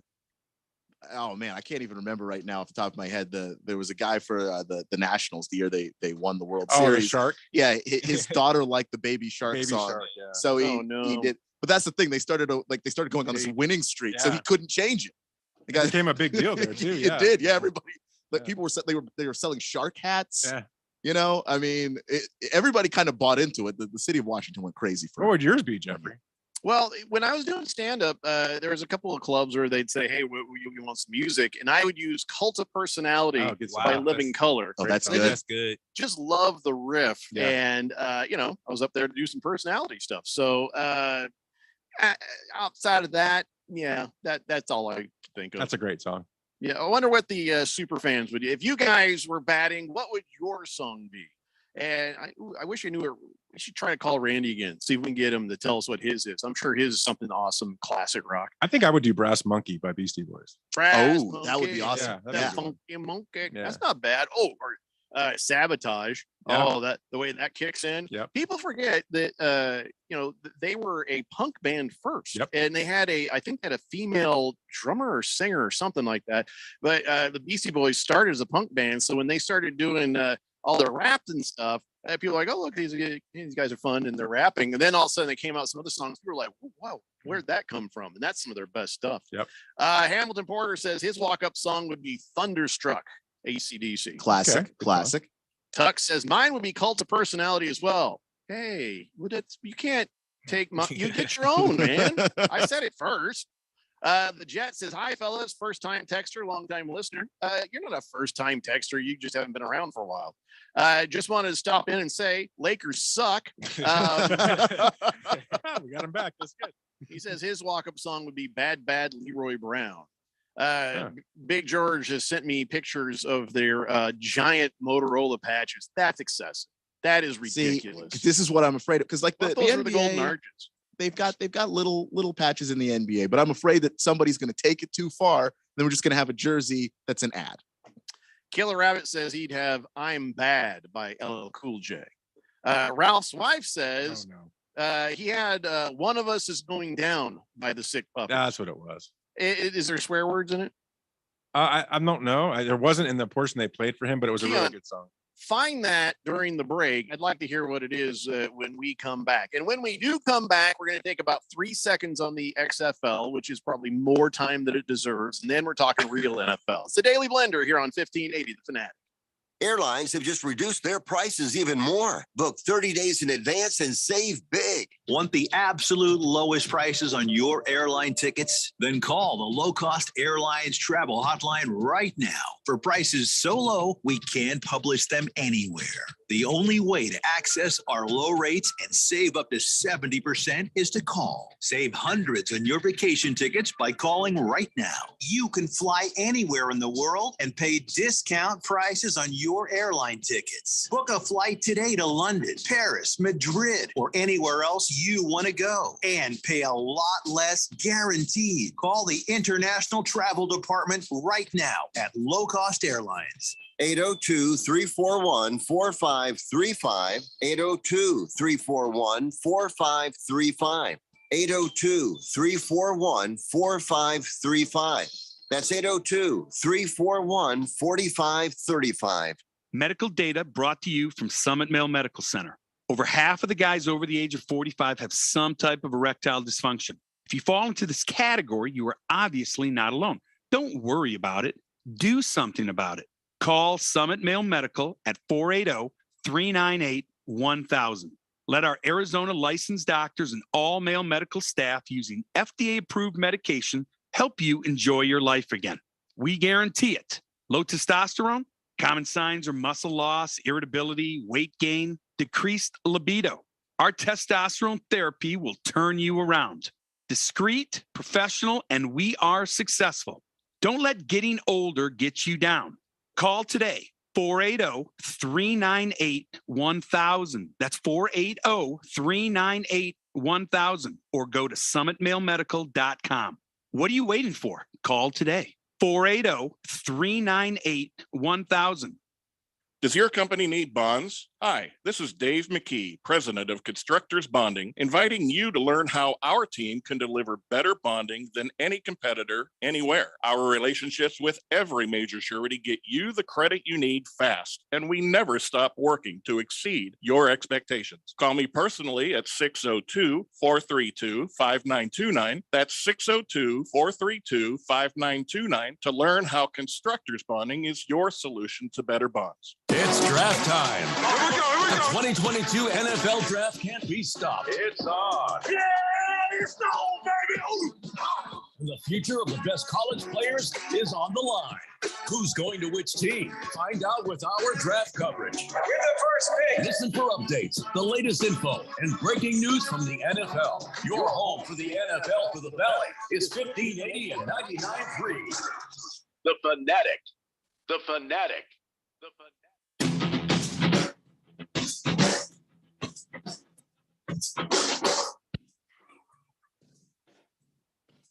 The Blender here on 1580, The Fanatic, and tonight looking forward to watching them Phoenix Suns. It is going to be very exciting, and I tell you what, it could be more exciting if maybe you had a little skin in the game. Maybe you put a little money down on that. This is your moment. This is your time to finally download the DraftKings Sportsbook app. Do that right now. Use promo code BET1580. You can bet $5 on any NBA team to win their game during the first round of the playoffs and get $150 in free bets instantly.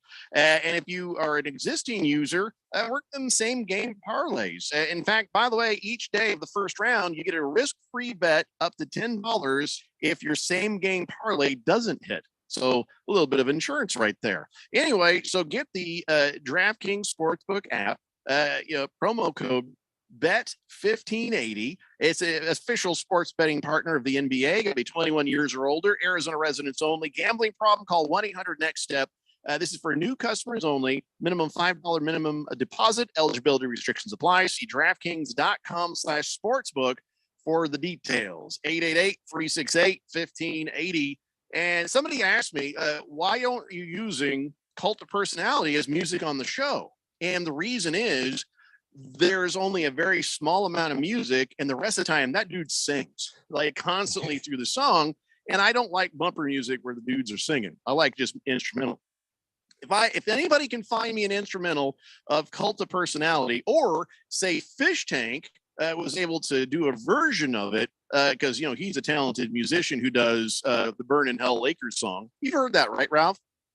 Burn in Hell's Lakers I have song? heard that song. It's Not the original that Randy and I crooned. Oh, that's the only one that I've heard. There's a heavy metal version. I don't know that we have it in the system, No, but I haven't. Randy has, and he's made a longer version because we just felt like we needed to hear more of it. So, Fish Tank, if you're listening, maybe a Cult of Personality instrumental, or if somebody has, karaoke version, please send it to me. I'd love to use it.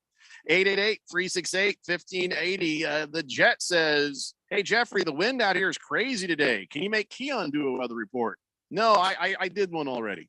It's going to be in the mid to high 90s between now and next week. And, okay, there's wind. There you go. There's your weather. 888-368. It's the weather guy in Family Guy. Yeah. Where they cut to him and then he goes, it's raining. And then that's the weather report. What more do you need? It's hot. It's hot and it's windy. Done. Beer Bob says, who knew that Jeffrey O'Brien was the CM Punk of comedy? It's a Cult of Personality reference. Yeah, I'm not the CM Punk of anything. How dare you? Apples says, Wild Thing would be his walk-up song. Ukle the Mock says, immigrant song and shut the hell. That's just my mouth just breaking down. He says he'd play the immigrant song for a walk-up and shut the hell up, Ralphie. Hi, Keon. Hi, Izzy. Wow. Wow. First and 15 says Eric Hines played Your Love by the Outfield. It was hilarious. Are you kidding me? That song? Do you guys know I don't think I do. I know that song. Yeah. Josie's on a vacation far away, Yeah, right? yeah. Yeah. Outlook. Good song. Mr. Pringle says Respect by Pantera. I'm not familiar with Pantera. That's a good song too. That's My a really parents good song. loved me, so I did not get into that kind of music. 888-368-1580. So before we do anything else, we're going to talk some NFL and maybe even a little XFL, USFL. I don't want to miss this. It's time now for the Keon Rose top 5, not quite 5. Ralph, did you get the memo on this? I got the memo. You got your top 5. It was written in Chinese, but I've got it. Yeah. Okay, well, that's all that matters. So go ahead, Keon. What is your top 5 at not quite 5? So today's top 5 at not quite 5 is I tried to leave it open-ended. It is the worst ideas in sports. This could just be, it could be anything. It could be. I asked if I could say this top 5. He said no. Yeah, no, that first off, this doesn't qualify as a sport, but also it's a fantastic, it's a fantastic idea. How dare you? Near sports. It is a brilliant idea. How dare you? So it could be player decisions, it could be GM decisions, personnel decisions, league decisions. It doesn't really matter. You just your top 5, the things that you find bothersome in sports. I'm going to go first and show these pups how it's done, Ralph. Hey, watch this. Number 5, artificial turf. All the injuries that have come from it, it's never been quite exactly the same. Then they come out and tell us, oh, no, we have a new technology. It's great. It's going to be perfect. No, it's never quite right. And I feel like you could get it right, but it's going to be too expensive. So artificial turf, playing games on it. I mean, if you want your front yard to look better, yeah, that's fine. You want people to play games on this? Shame on you. I mean, especially, shame on you for FedEx Field. It might even be real grass. I don't even care. Shame on you. So artificial turf is my number 5. Number 4, the Super Bowl not being on a holiday weekend. How would it be so hard to adjust the schedule to have it be where President's Day is on Monday and we get the damn day off? You keep the Super Bowl on Sunday, win. Everybody wins. And so that is just the dumbest thing. So I have a tie for first place. Now, not like Randy, where I cram more things into the top 5. I'm actually taking first, second, and third place and combining it into a tie for first place. Is that acceptable, Keon? Well, because it's still 5. So yes, very acceptable. Okay. Worst ideas in sports: AAF, XFL, USFL. Do I need to say anything else? You don't. Thank you. That's my top 5. We may or may not have agreed on that. That's all right. That's why I wanted to make sure I went first, because I had a feeling that I would not be alone. All right, Izzy, you're up. Your top 5.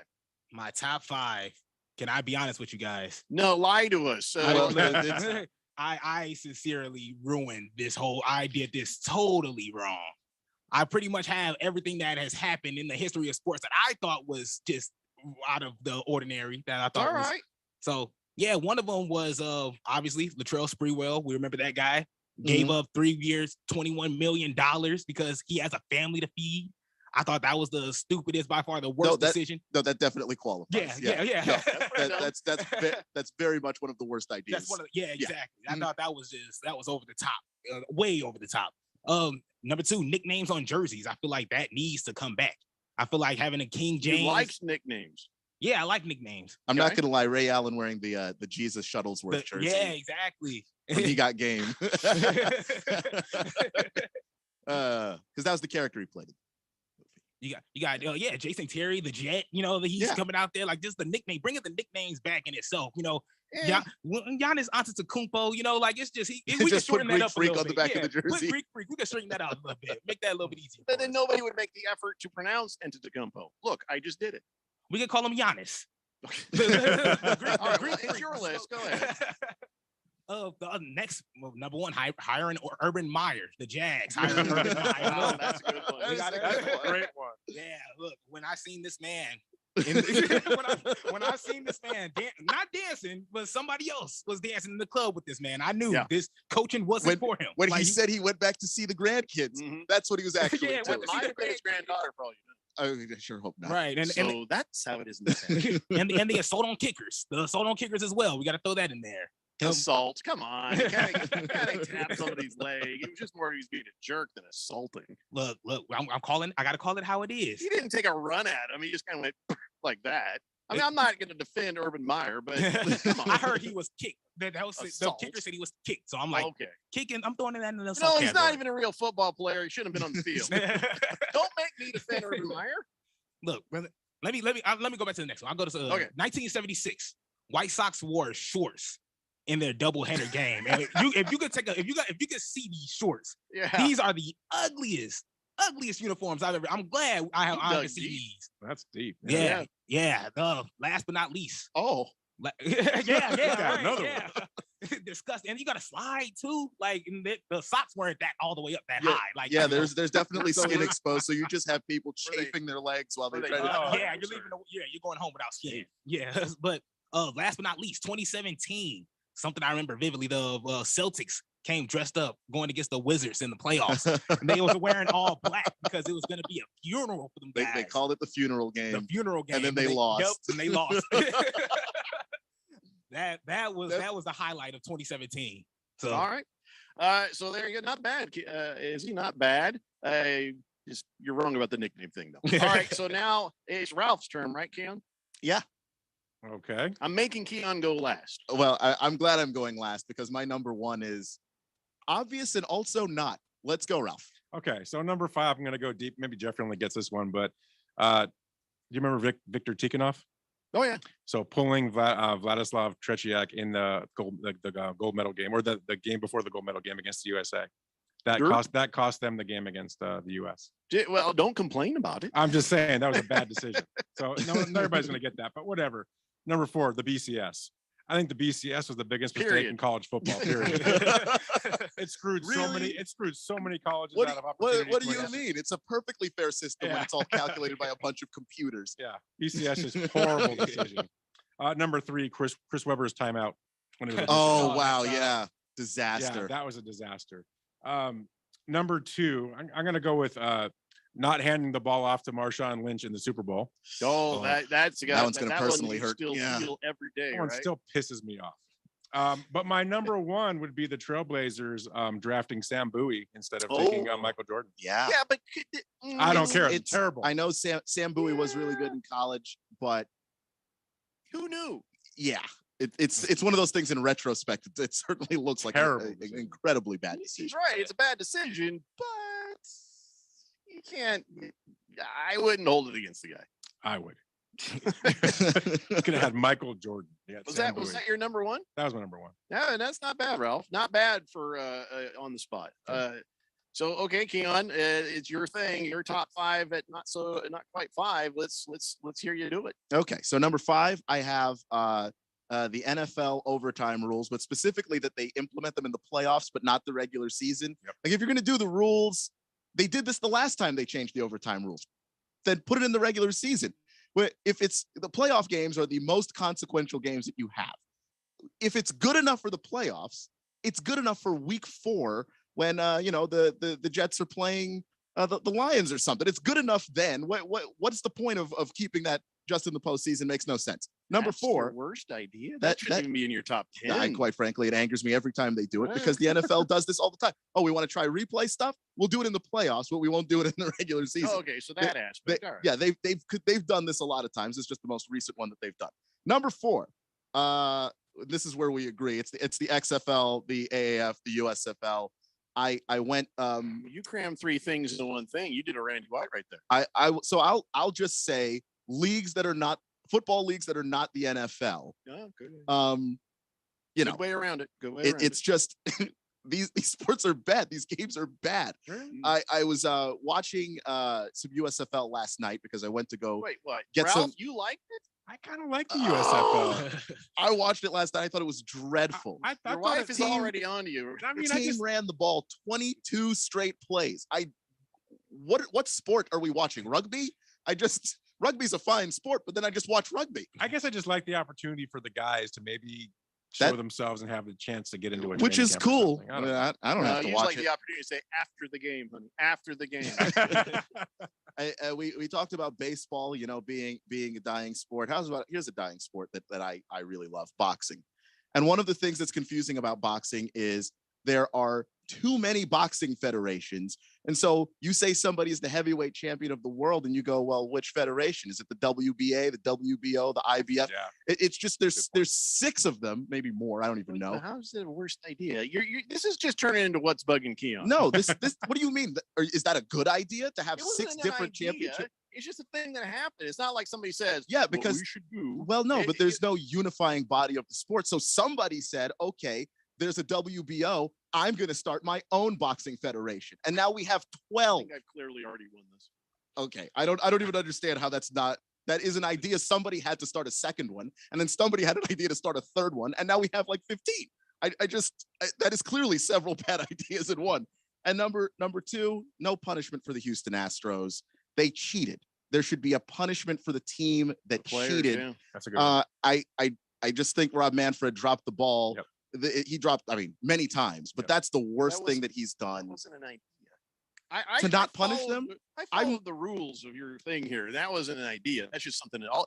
This has just Rob- been a Rob- 5-part What's Bugging Keon. No, these are all ideas that people had. I don't understand. Did somebody not have the idea for the USFL? Did somebody not have the idea for another boxing federation? I think you're playing fast loose with your own rules. No, Keon. I'm not. I left it open-ended on purpose. I don't understand this. And then number one, Daniel Snyder. Just as is. You don't Yeah, even have to no, explain. I refuse to elaborate on that. Daniel Snyder's number one. All right. Okay. So there you have it. I think I just killed it though. I mean, I had the best list right there. I mean, the rest of you, I guess. I think mine was. I thought Ralph's was really good. I thought Izzy and the 76 short White Sox shorts uniform.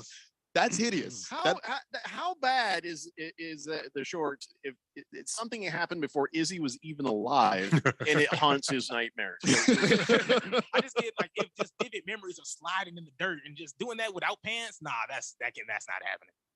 888-368-1580. Randy's Chuckle says AFL, XFL, and USFL are 3 things, not one, you cheater. Well, that's why I tied them all for third, and I still did 5 things. He's saying that I should have had 2 more things. I didn't cheat. Keon agreed to it. And then later he had his own he had the worst list, but still. Wow. Agreed Okay. to it. And I thought my list was fantastic. Blissful Hayes says, my walk-up music is Shout at the Devil by Motley Crue. That is an awesome song. Hefty Lefty says Izzy may not have completely understood the assignment, but he sure did win it. Fecal Mist says my walk-up song would be 9 Inch Nails, Closer. Really? That's a dark walk-up song, isn't it? Last Optimist says I think they should eliminate overtime in the regular season, just in the game with a tie. That's un-American. Last Optimist. That is un-American. Thundar the Santa Barbarian says, speaking of no Randy, is he off to have fun or is he off feeling under the weather? No, he's literally in one of the Carolinas hunting turkey with Dr. Maxter and a bunch of pals. So he's feeling fine, and I'm sure he's feeling a lot right now with as much as he's drinking out there. All right, we're gonna get caught up on the text line when we come back, and then we're gonna talk some fake football. Then we'll talk some real football. It's the Daily Blender here on 1580 The Fanatic. What if I told you there's a wealth management firm that offers a 100% satisfaction guarantee? Think it doesn't exist? Think again. Hi, I'm Mo Ansari, president of Compact Asset Management. When you start a new relationship with Compact, we'll create your customized investment portfolio and financial plan dedicated to help you reach your goals. Try us out for a year. If you're not happy for any reason, you'll get all of the management and maintenance fee that you paid refunded. This is our 100% satisfaction guarantee. Dial pound 250 on your cell phone and use the keyword talk to Mo to find out more. Again, from your cell phone, dial pound 250, keyword talk to Mo. Satisfaction guarantee doesn't apply to fees and commissions charged by third parties for such things as insurance products or mutual fund redemptions. It also doesn't apply to any market losses which might occur in an account. For additional information regarding this guarantee, please see the disclosure brochure available at the time you enroll or upon request. Compact Asset Management is a registered investment advisor. Funds custodian, Fidelity Institutional Wealth Services, member FINRA SIPC. As we plan for our retirement, there are 4 questions we need to ask ourselves or our retirement planning advisor. How much? How long? How safe? And what cost? Let's start with how much. That is, how much income we think we'll need each and every year for the rest of our lives, including all the activities we want to enjoy during our retirement, like travel, recreation, and entertainment. Plus the cost of housing, including repair and maintenance, taxes, insurance, and utilities, as well as the cost of healthcare, including expenses not covered by Medicare. Enjoy safe, secure lifetime income of 5 to 9% for life, depending on age and deferral period, with no fee deductions and no annuitizing. Guarantees rely on the financial strength of the insurer, so let's compare free in Scottsdale. For more, visit iqannuity.com, iqannuity.com, iqannuity.com. Hey everybody, Mark Asher back to tell you about my great friends over at the Lund Mortgage Team. Now, we've seen interest rates go as low as we've seen them in years recently. We've also seen them bouncing around. A lot of uncertainty of what is going on in the loan game as far as mortgages are concerned. That's why I lean on my friends at the Lund Mortgage Team. They have been in business for 20 plus years here in the Valley. They only lend in Arizona. They are trusted. They'll get you that reliable quote. And if you're thinking about refinancing, whether it's to just lower your rate, maybe lower the terms of your rate, maybe down to 15 or 20 years, or if you're like, hey, we got a lot of debt on the side, we got some problems going on, we want to consolidate debt, or I've always wanted a pool. Now's the time to do it. Take some of that equity out, refinance, and get things done around your house that you want. But you got to use the best in the business. That's the Lund Mortgage Team. 623-875-9940. 623-875-9940. Or check them out online, lundmortgage.com. Don't just do it every day. Do it several times a day. Because it feels that good. Yep, that's what I'm talking about. Get the latest sports headlines. The buzz around the league. Listen to podcasts. Stay up with social media. Just log on to our website at 1580thefanatic.com.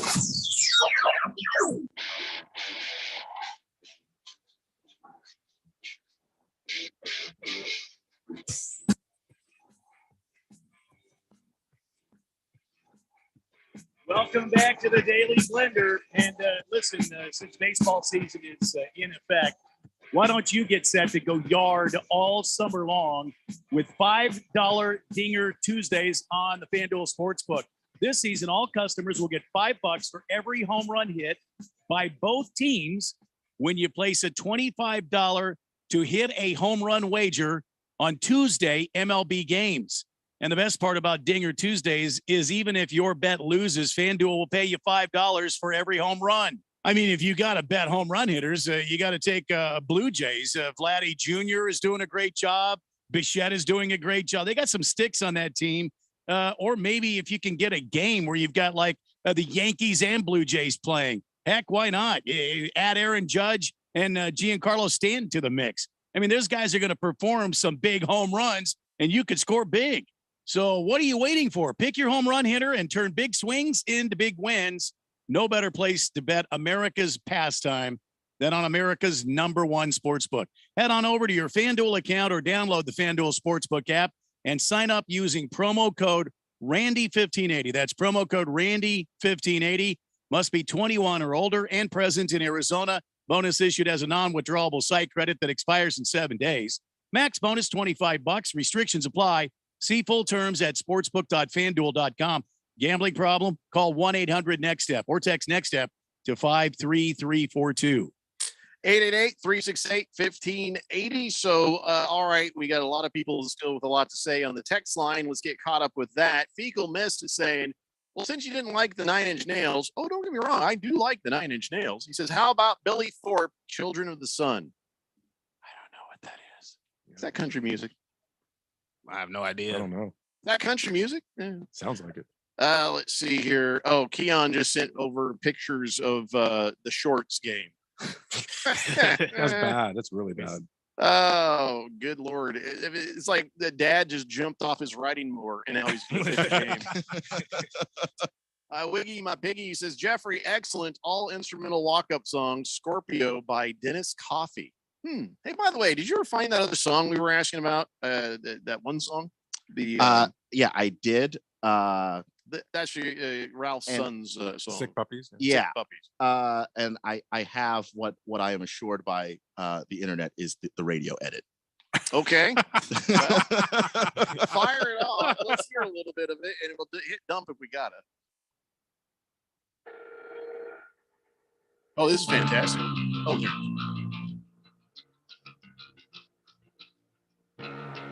So is that what he comes out to right there, or is No. this stuff later? No.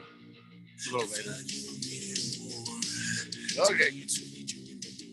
All right, go ahead and bring her down there, just in case they do slip something by. I read No, the that's not lyrics. The swears come later in the song. Yeah, so it's before the swears. It's more of a one-on-one thing where one of us is going down. Yeah. It's Oh, that so you're part. looking for that chorus there. Yeah. All right. Yeah, if you play the chorus, that's what he is. Oh, wow. This is it.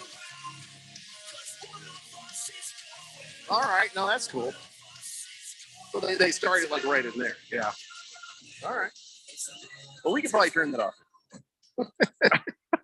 Just making sure we got I'm it. We understand where we are. Okay. I'm just nervous because sometimes the YouTube will lie. I And know. it'll sneak through. So Ask me how I know. Happy Lefty says we did walk-up music in college for intramural softball. It was Flagstaff. We were bored. My walk-up song was "Du Hast" from Rammstein. Oh Jesus! Wow. Shooter McGavin says his walk-up music would be "Why Can't We Be Friends?" Oh, that's funny. Why can't we be friends? Last Optimist says, can someone point me to the baseball rule that forbids stealing signs? Where did that even come from? There's no rule against stealing signs. The rule is against doing so electronically. Right. And because there's been so much shadiness to it, that little electronic thing for the pitcher and catcher, well, it makes all the sense in the world to me. We're just tired of the cheating and stuff.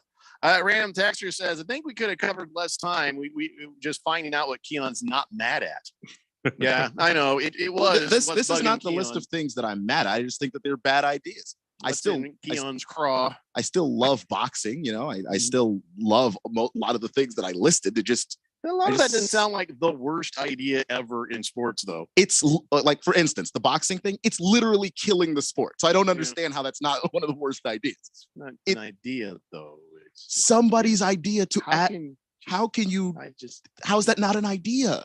Yeah, okay.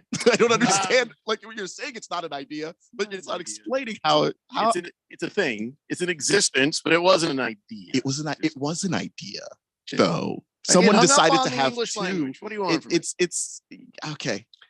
I don't say this often, but I agree with that, Jeff.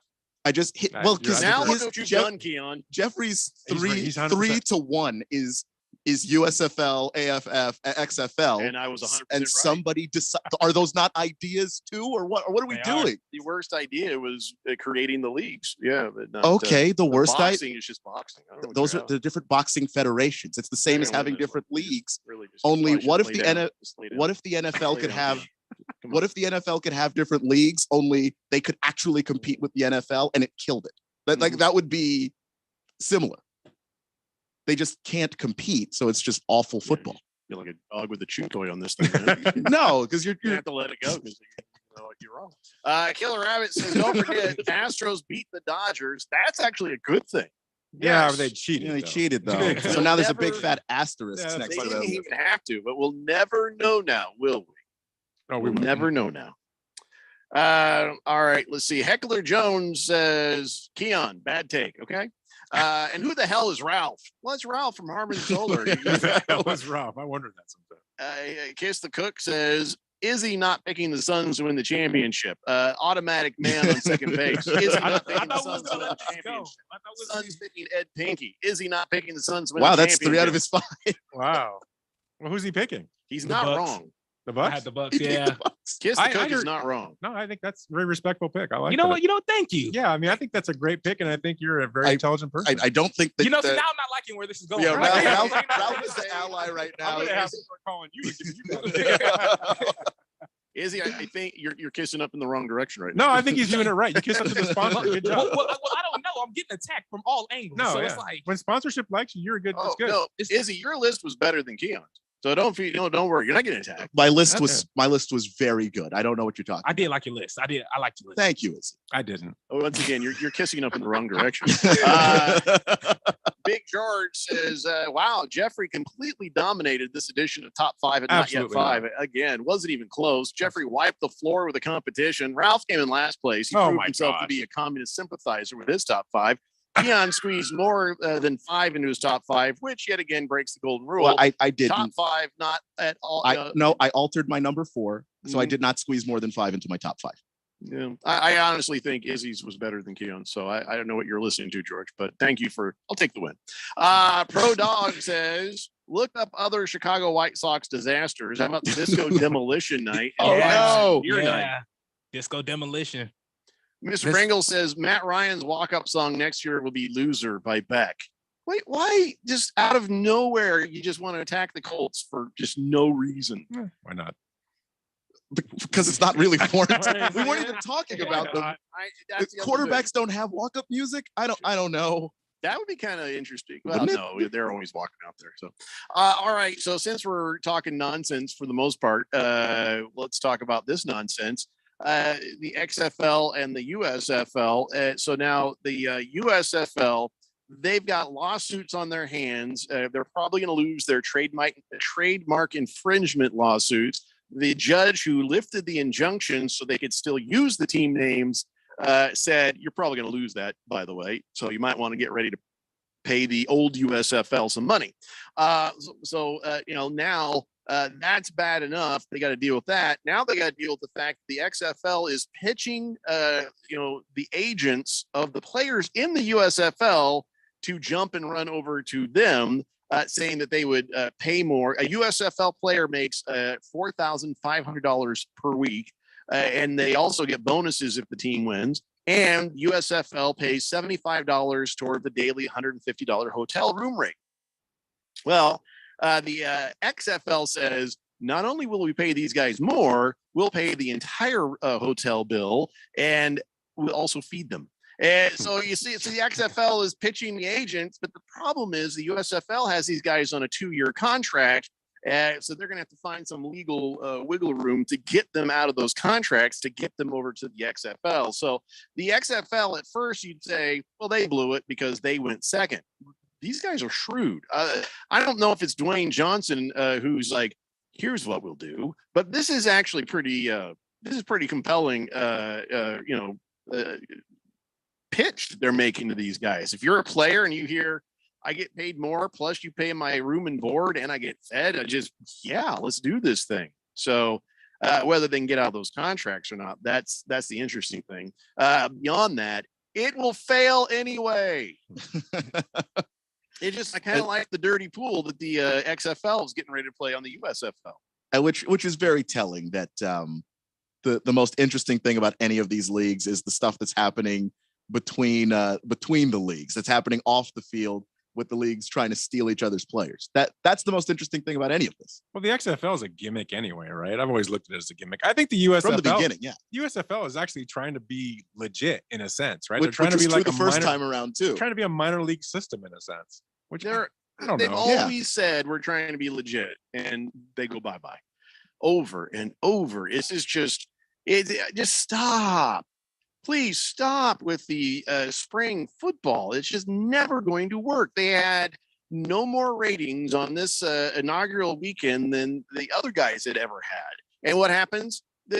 Next week they'll be down, and then they'll be down, and then they'll be down. It's just never going to. I think if you put it in non-NFL cities like Birmingham, for instance, I think that's a good idea. People will go watch football. Really? If you put a team in New York or LA, no one cares about that. They're not going to watch that. Non-football place like Birmingham and Birmingham and Birmingham and Birmingham. Well, no, all the because games are taking place in one place. That's true, and that's one of their downfalls there.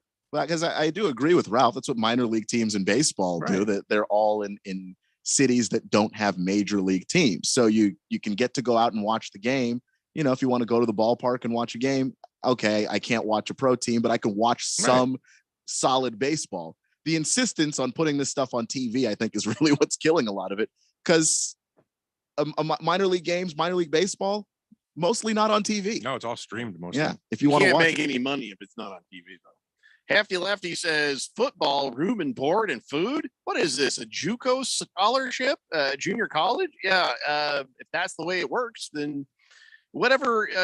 Listen, these players want to play. They want to be seen on TV. They want a chance to get into the NFL. Neither of these are any different from the other. They'll both have television. They'll both not matter. So you take the money, take the food.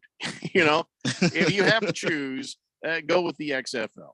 The guys that play football and are wired to play football, you cannot stop them from playing. When I was in Chattanooga, there was a team in the Gridiron Development League that I used to be play-by-play for called the Chattanooga Eagles. And these guys were not getting paid, and they were endangering themselves. Like there were some seriously bad injuries out there just to play football. But I bet they were having fun.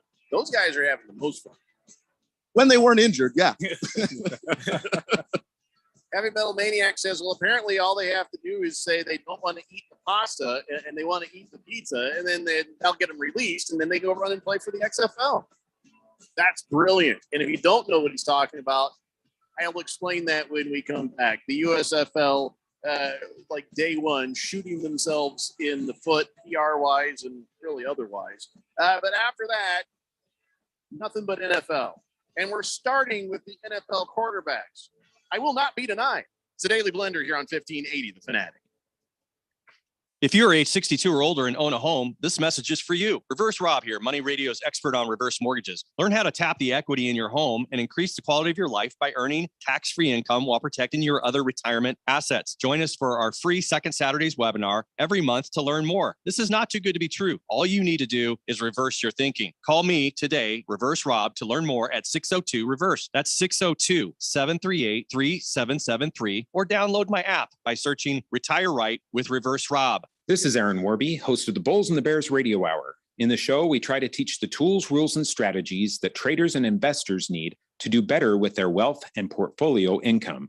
But most of the time, an hour is just not long enough. At Online Trading Academy, we believe that the average person should be given the tools, rules, and strategies that Wall Street's elites have been using for years to outperform others. Are you one of the millions that have recently established a trading account? Or have you always wanted to trade or take a more active role in guarding and growing your own wealth, but have not had the know-how or confidence? We want to invite you out to a complimentary 3-hour power trading and investing workshop, where you'll learn what it is that the professionals use to limit their risks and maximize their possible gains in both trading and investing. To register, call 8448-TRADER. That's 844-887-2337, or text the word stocks to 25029. Again, that's stocks to 25029. Reserve your seat now. AZ Preps 365 is your headquarters for all things high school sports in Arizona. Brett Quintine, James Mello, and Jose Garcia Keep you up to speed with all the action, highlights, interviews, and insider information for the prep sports scene. You need to tune in to AZ Preps 365 every Saturday morning from 8 a.m. to 10 a.m. on your new home for sports, 1580 and 99.3. The Fanatic. And always on at 1580thefanatic.com. You want to feel important. You want to be a part of something bigger, something that matters and can help change things. You want to feel like you belong. We know. We felt that way too. And that's why we did something about it. We aren't just Army National Guard soldiers. We are normal people just like you. And together, we can make a difference. Take on your legacy. Visit NationalGuard.com to find out more. Sponsored by the Arizona Army National Guard, aired by the Arizona Broadcasters Association and this station.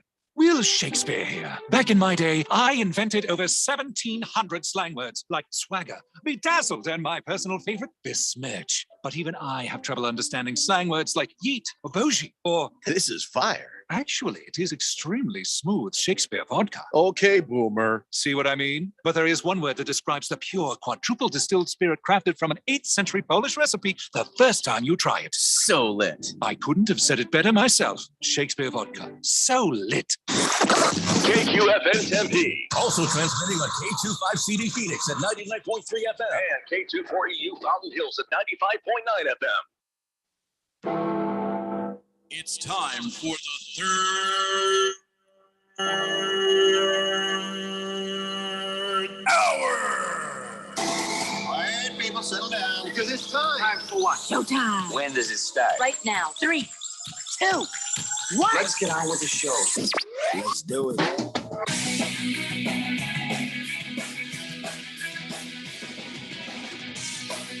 All right, everybody, it's 5 o'clock here on the Daily Blender. I'm your good friend, your radio pal, Jeffrey O'Brien, alongside not Randy White. He's on vacation, but Ralph from Harvard Solar is with us. Izzy is with us as well.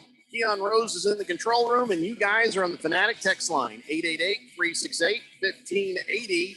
And, okay, so before we do anything, Keon, can you give us an update on Miami Heat and Atlanta Hawks? Has sweaty baby hair done better this game, or is this a replay of the game one? No, the Hawks look a whole lot better in this game. The first quarter is winding down. The Miami Heat lead the game, though, 26-21 over Atlanta. But Atlanta showing some signs of life. All right, good to see signs of life. You knew you couldn't hold them down forever, but all right, keep us up to date on that. I know that we got the Timber Pups and the Grizzlies starting at 5:30 as well. But the big main event, the Suns tonight at 7, watching that on the old TNT. 888-368-1580. So before we had to go to the break there, Ralph, did you hear about the USFL player who got fired? He got fired for a very dumb reason. I was watching, they had a little reality thing they were doing on TV, and I saw a guy get let go. They never really explained it. It was kind of weird. Well, it is weird, and it was kind of unfair if you ask me.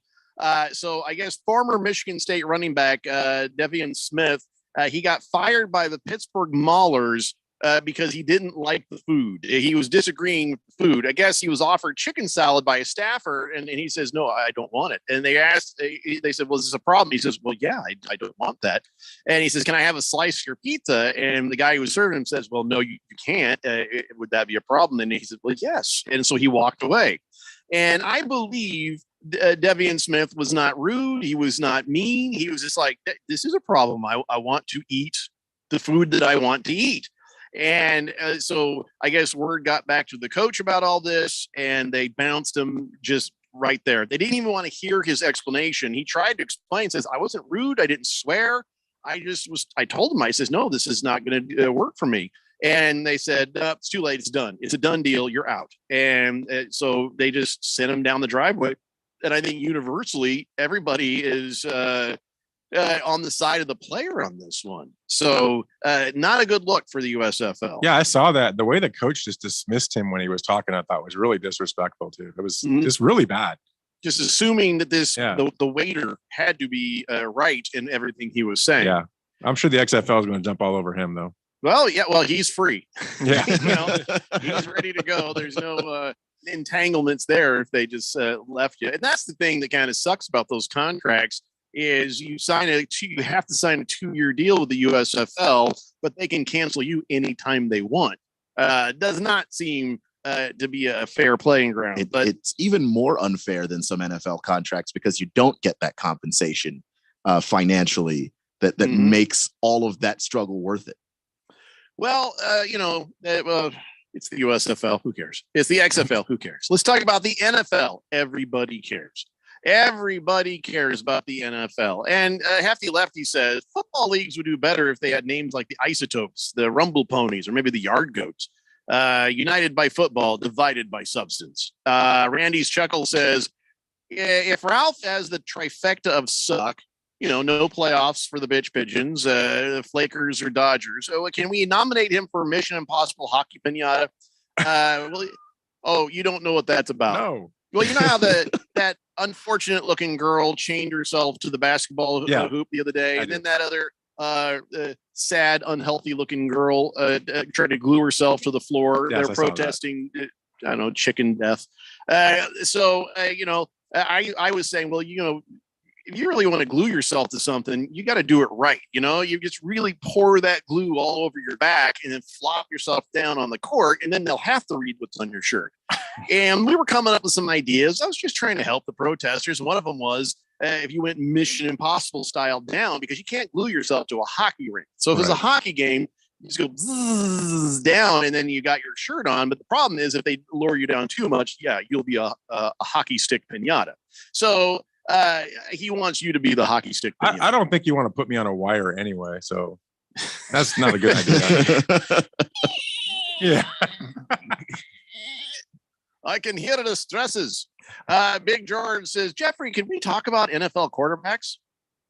I thought you'd never ask.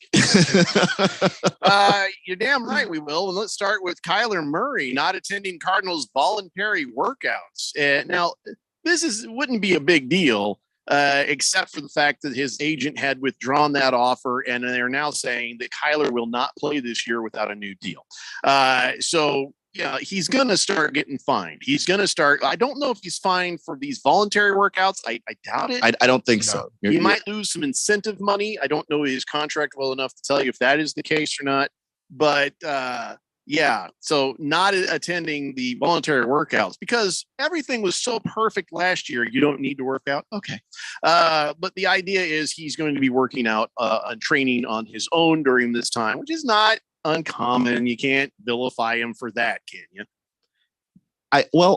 Not that you can vilify him for that, but if he is doing, and I guess there's no way to know, but if he is acting in a way that he wouldn't normally act, like if he would normally show up for this, but he's not going to because of the contract, it doesn't make it a villain, make him a villain. No. Is it dumb?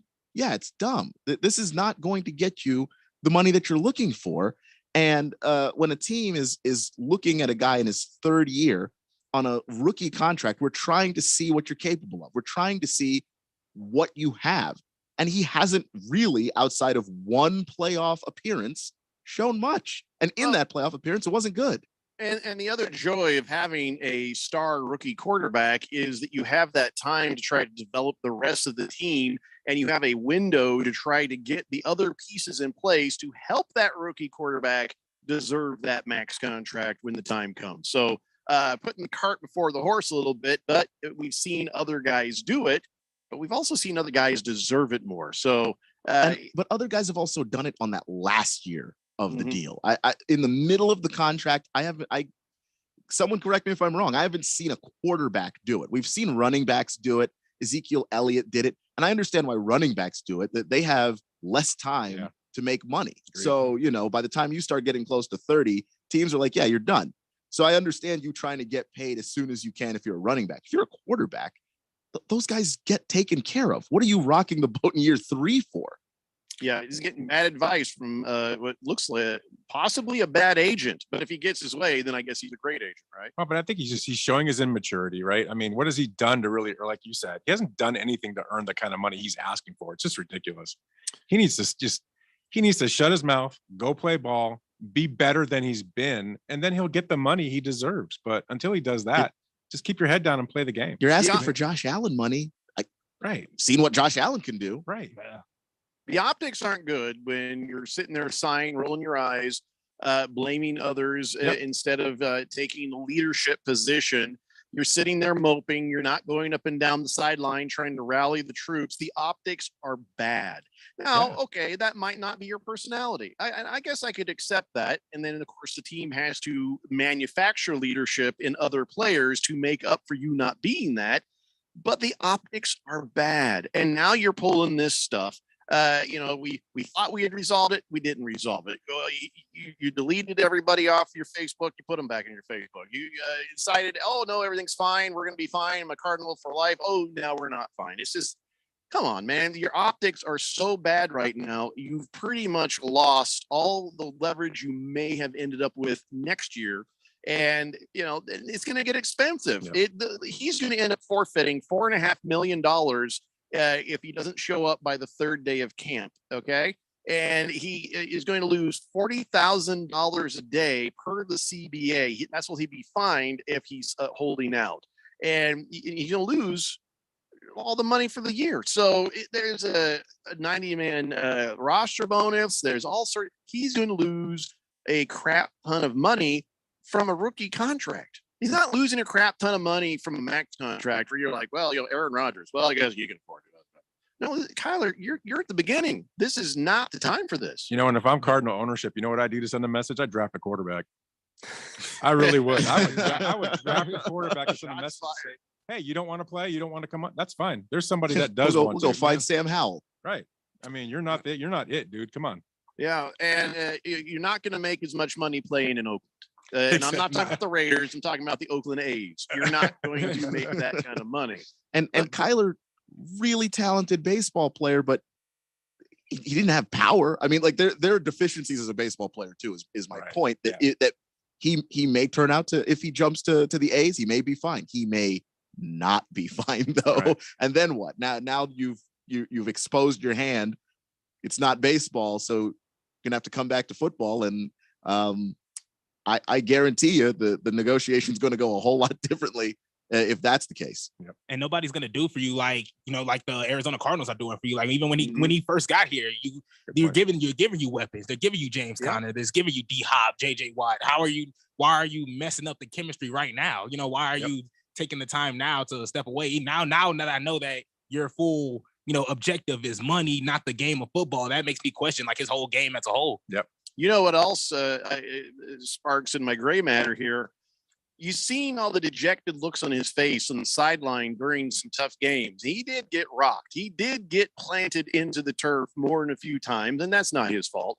But you get to a certain point, and we were watching him, the body language and the psychology of it, and thinking maybe he doesn't want to play this game. Maybe he's getting his ass kicked so much. He's like, why am I doing this? So he might be saying, okay, pay me this much money and I want this much guaranteed, knowing he doesn't really want to play. And so he's going to get that huge contract and then go, oh, my leg. Yeah. And then that's the end. Maybe he's just looking for an exit, trying to make some money. I have that conspiracy theory floating around in my head. I'm sure I'm wrong. But when you act like he has acted on the sideline in the games, those things do start to occur to you, don't they? It does a little bit, because for me, when you're a quarterback, leadership is just part of the job. Yep. The team doesn't have to rely on you totally, but they have to rely on you a little bit. And every guy that plays quarterback isn't loud. You don't have to be Russell Wilson verbal, but you do have to be some kind of a leader. Warren Moon was quiet, was a great leader. Josh Allen doesn't say much. He's a great leader. Like it's okay to be a quiet person. Yeah, but you can still be Warren Moon rolling his eyes. No, and that's what I'm saying. See him sighing like that. To me, that's leadership, and that's a choice. Yeah. Don't compare quiets. Take a cue from Russell Wilson. I mean, that's what I'm saying. Yeah. I don't want to hear Kyler's excuse that he's quiet, so that's why he's not a good leader. When there are other examples of people who are quiet and manage to do it. You can't talk about Russell Wilson. No, I can't. He's not your quarterback. But seriously, who got hit more than Russell Wilson the last 3-4 years? Did you ever see him pout in the corner? Not once. Right? I mean, he's always there pumping his guys up and trying to get them to go. Jesus Christ, man. Your quarterback, Matt Ryan, was dying in Atlanta. That offensive line is one of the 5 worst offensive lines in football. And Matt Ryan popped up off the ground every single time and was like, okay, we'll figure this out. You know, I didn't like hearing your quarterback, Matt Ryan. Your not used to that. Just better than Carson Wentz, I think. Maybe. You think? I think we all know. If he doesn't stop my quarterback, Carson Wentz, which does hurt me to say, we know. If he doesn't stop this, I mean, is this something where you finally just maybe you get rid of him, you trade him, try to get something out of it? Has he requested a trade? Will he request a trade? Will he? Play that game. I mean, Hefty Lefty says, hey, you think it sucks failing to a 10-7 record? Wait till he bats below the Mendoza line for a season. Yep. It's a good point. And we don't know. He knows he can get the money as a quarterback. He doesn't know what he can get as a ball player. Yep. Tiger Paw says, wait, didn't Joe Burrow set the record for sacks this year? Yeah, I'm pretty sure he did. Kyler. I don't know if he set the record. He might have, but he led the league. So, yeah. So a trade for Kyler Murray. That could be interesting. So if he accepts a trade, I don't know if his contract has where he has to accept the trade, which would mean he wouldn't accept the trade unless they came at him for 45, 50 million, something like that. Not in a rookie contract. I don't think you have those kind of. Right. Yeah, so, I guess then it comes to him requesting the trade and then the Cardinals finding something. I'm sure there are teams out there who would probably push a lot of bank at Kyler Murray. Yeah, for sure. Yeah. The Panthers. So, no, hey, Sam Darnold is their man. You asked Ben McAdoo. Oh, no, there's some special sauce there. Yeah, Ben McAdoo actually said that crap. He's actually saying that, yes, Sam Darnold is my starting quarterback. Oops, I wasn't supposed to. Oh, they said I should work on my communication. I wasn't supposed to say that out loud, but too late. I've said it. He is our guy. Oh my God. I don't mind when bad coaches end up getting offensive coordinator, defensive coordinator jobs, but Ben McAdoo should have never been given a microphone. They should have just lied to the press. Said, no, sorry, he's got laryngitis today. He can't talk. I mean, he literally said, but one of the things I've been working on better was talking with you people in the media. So announcing starting quarterback here, I just put my foot in my mouth. I should have done that. Why did the Giants hire him? Like, I just, if that's how you are in front of the media after a couple of years of being an NFL head coach and you still have not figured this out, how did the team that hired you as a head coach managed to do it. I really can't put that together. It doesn't make any sense at all. Sam does have some magic in his game, is what he said. Sam has got a big time arm, and that's about it. Oh, and a big head, I guess. And a big old head. That's I think he needs to find the right fit. I don't know. Obviously he was great. I thought. I liked him coming out of college, but the NFL and at first I thought, okay, Adam Gase, but he was last year when they were 4-7 with him as the starter. It's not like they don't have weapons down there. But they didn't have McCaffrey most of the year. Yeah, but you still got Robbie Anderson to throw the ball to. You still got a pretty solid offensive line. Yeah. That was a fantastic defense. And Chris McCaffrey is, he's street clothes in the NFL. He's Anthony Davis. He's yet unfortunately to have a good stretch of not being injured. True. That rookie season was great, and then we really didn't get much more.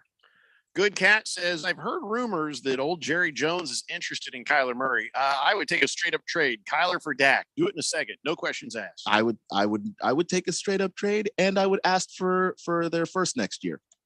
Their first? I don't even get the first. Plus Dak? Maybe a second. Or a second. Yeah, I'm starting with you first, because if you're gonna give me Dak, that means that you paid the guy and you're trying to give him away. What leverage do you have? Yeah, I don't think my audio will hold up enough to a Jerry Jones impersonation. But, I don't know. He's crazy enough. Sun Devil Niner says Sam's a great kisser. Oh, that's right, because he got mono when he was a Jet, and he was out. Completely forgot about that. Nicely done, Sun Devil Niner. Happy Lefty says pretty much all the cat teams would more than entertain the idea of trying to get a Kyler. Jaguars, Panthers, you name it. I don't think the Jaguars. I don't think the Jags would. I think they're good. I think they hired their coach to fix their quarterback. There are still question marks on Trevor Lawrence, even outside of an Urban Meyer disaster. You put the right coach there. I think Trevor. He's going to be something special. Yeah, I think Peterson. They did. They got the right guy with Peterson. Last Optimist says trade Kyler to the Steelers, who never extend early, and then get the guy he rode the bench behind him in college there. Less drama, more leadership, lower ceiling. He's talking about Baker Mayfield? No, he's talking about who's with the Steelers right now? Mitch Trubisky. That's it. Ugh. Yeah. He's no, terrible. that's all that. I don't think Trubisky ever played with Kyler, but I don't think Last so. Optimist, I want you to know you just with that sentence, you've made us all think who farted. It was completely. It's like I understood it, but it didn't make sense. Kiss the Cook says when Kyler was drafted, my text highlighted that he would not last 5 years in the NFL. I remember that, but he may not last 5 years with the Cardinals. We'll see what happens. All right, we got to take a break. When we come back, we'll keep talking NFL quarterbacks. It's like Christmas for me. It's a Daily Blender here on 1580 The Fanatic.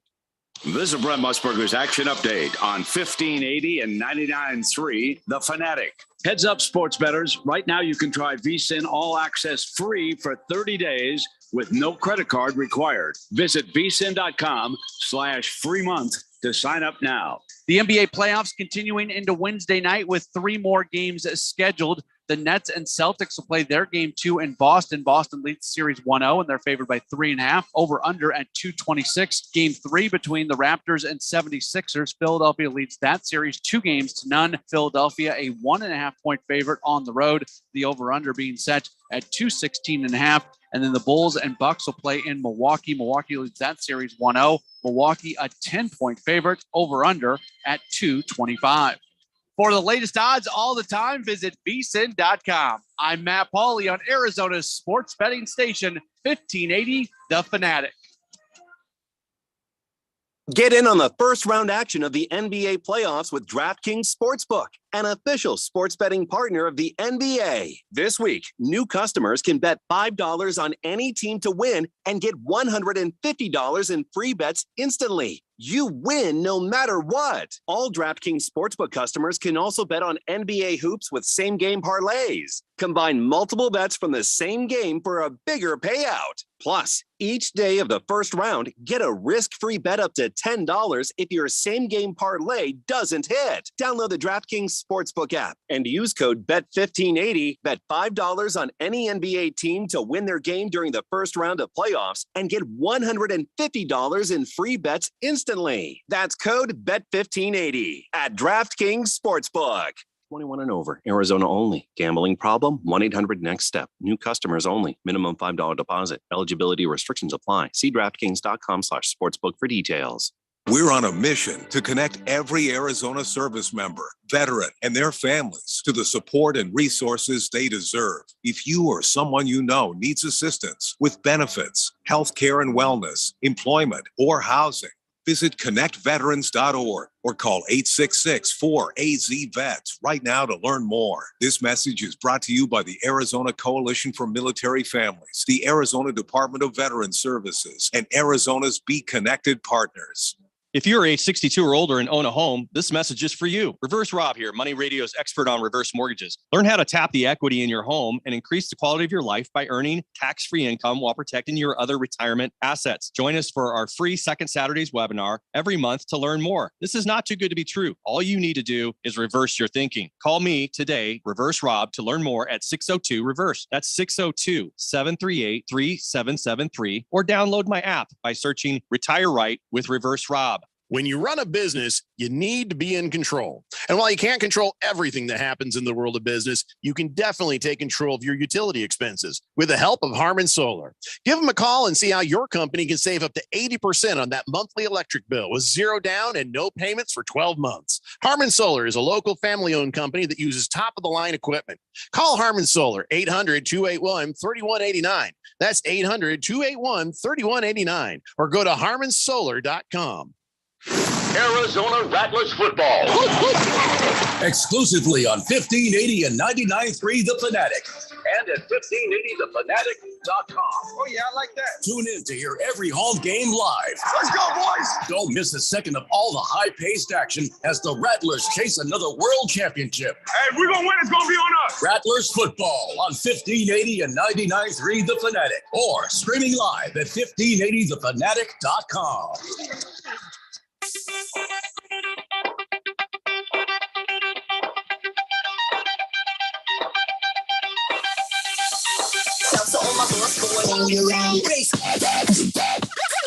Today, the Blender here on 1580 The Fanatic. Keon, give us an update, please, on Miami Heat and Atlanta Hawks. 4.5 minutes left in the half, and the Hawks have the lead, 48-44 over the Miami Heat. There you go, making a series out of it. That's great. Listen, NBA playoffs mean next level basketball. So, of course, the Hawks were going to try harder. And look, the Pelicans are going to try harder tonight. And it all gets more interesting and more entertaining when you have a little something extra going on there. And that's called money in the game. Now, that money in the game doesn't have to be $100,000. It can, Drake's an idiot. It can be $1. It can be 5 or 10. Whatever, is fun. Don't bet the house. Don't bet the groceries. Don't bet your insurance money. Maybe go ahead and bet your kids' college money because they're useless. They're not going to do anything. But, just be smart about what you do and, bet responsibly. It's not hard. Like, that's why I do the Mortimer bets. $1, just like in Trading Places, $1. And I have a whole lot of fun doing it. And I've doubled my money. And if things go my way, I might quadruple my money, but I'm not talking about that right now. Right now, I'm talking about you. You've been sitting there listening to us talk about sports betting. You've been thinking maybe you want to try it. Well, this is the time to do it.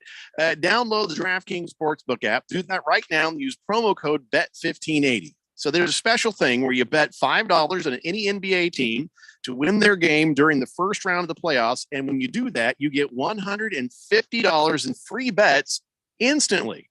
That's free bets. And if you're already an existing customer, work those same game parlays. And each day of the first round, you get a risk-free bet up to $10 if your same game parlay doesn't hit. So it's like an insurance policy. Anyways, back to you new guys. Use promo code BET1580. Download the DraftKings Sportsbook, the official sports betting partner of the NBA. Got to be 21 years or older. Arizona residents only. If you got a gambling problem, call 1-800-NEXT-STEP. Now, this is for new customers only. Minimum $5 deposit. Eligibility restrictions apply. See DraftKings.com/sportsbook for details. And let me tell you, it's so much more fun when they're not blowouts. It's so much more enjoyable when one night a team is hot, next time a team is hot, and these guys are fighting for it in the trenches, going crazy. But I will worry if the Pelicans give the Suns too much trouble. That will worry me a little bit because, I expect some fight, but I expect the Suns to be infinitely better, and they had better get used to winning games in a row. I mean, look, they're, regular season. They should, right? So, all right, keep us up to date on all that, please, Keon. I appreciate it. 888-368-1580. Hefty Lefty says, Commandos question for Keon. Do the Washington fans consider the draft heist of 1999 the last good thing that happened to the team? Because, right after that, the curse of Dan Snyder began. No, they don't. I don't think they do, because there were some solid moments between there. I mean, you had the RG3 year, and obviously how it ended was terrible. But that year, that fan base was on fire. I don't think I've ever seen anybody wearing burgundy and gold that happy. Maybe in my entire time being a fan of this team. And then of course there was the one good Kirk Cousins year we got. That was another year. You go to the playoffs, you think that maybe something's going to happen. There are moments that wasn't the last good thing, though. That was nice. Last Optimist says he agrees with us. He says, "Yeah, I'd take Dak for a trade, for Kyler Murray." I don't think the Cowboys, if you're hearing rumors, that's one thing, but I don't think the Cowboys would make that trade, Dak Prescott for Kyler Murray. No. You would take it in a heartbeat if you're a Cardinal fan, though, but more likely you're looking at a team like the Eagles. I don't know what the hell they have to offer. And, like we said earlier, the Panthers, the Falcons, the Saints, they are all quarterback hungry. I don't know. Anybody who didn't get Deshaun Watson. Just looking at what some of these quarterbacks go for, though, if a general manager calls up another general manager on the phone and asks for their starting quarterback, you should get picks out of that. How do you sell that, though? Everybody has seen what has gone down with Kyler Murray. Everybody has heard what has gone on in the media, with the social media, with the way he's acted. Everybody has seen the games. They've got the film of him on the sideline. All the stuff. The Cardinals are kind of, fans are kind of going, yeah, maybe we don't need this guy. You don't think that they see that too? Isn't that a deterrent to wanting Kyler Murray? I mean, it's the desperation of teams to get somebody who can play well at that position. And Kyler doesn't just play well. I mean, Kyler can be great. So if you have a team and you're thinking, well, our offensive line's better than theirs, and we can put the, similar talent around him, and we can give him a good defense. I have trouble believing that there isn't some coach out there that is, and some general manager, they don't put their heads together and think, yeah, let's pull the trigger on this. After all, team did pull the trigger on Carson Wentz, had that saw Carson Wentz in that Jacksonville game and literally said, yeah, we want that on purpose. You can't use the Washington Commandos. But they're not the only dysfunctional team in this league. They're one of a few, but so, those are the teams that will do that. You bought the car, no takebacks. Okay. That's my quarterback now. I'm going to have to root for the guy. But as much as it feel good to hear Matt Ryan is my quarterback, it felt great to hear you say Carson Wentz is your quarterback. That's a load off. I'm trying to get used to saying it. My mouth I'm struggling to say the words. I see it shaking.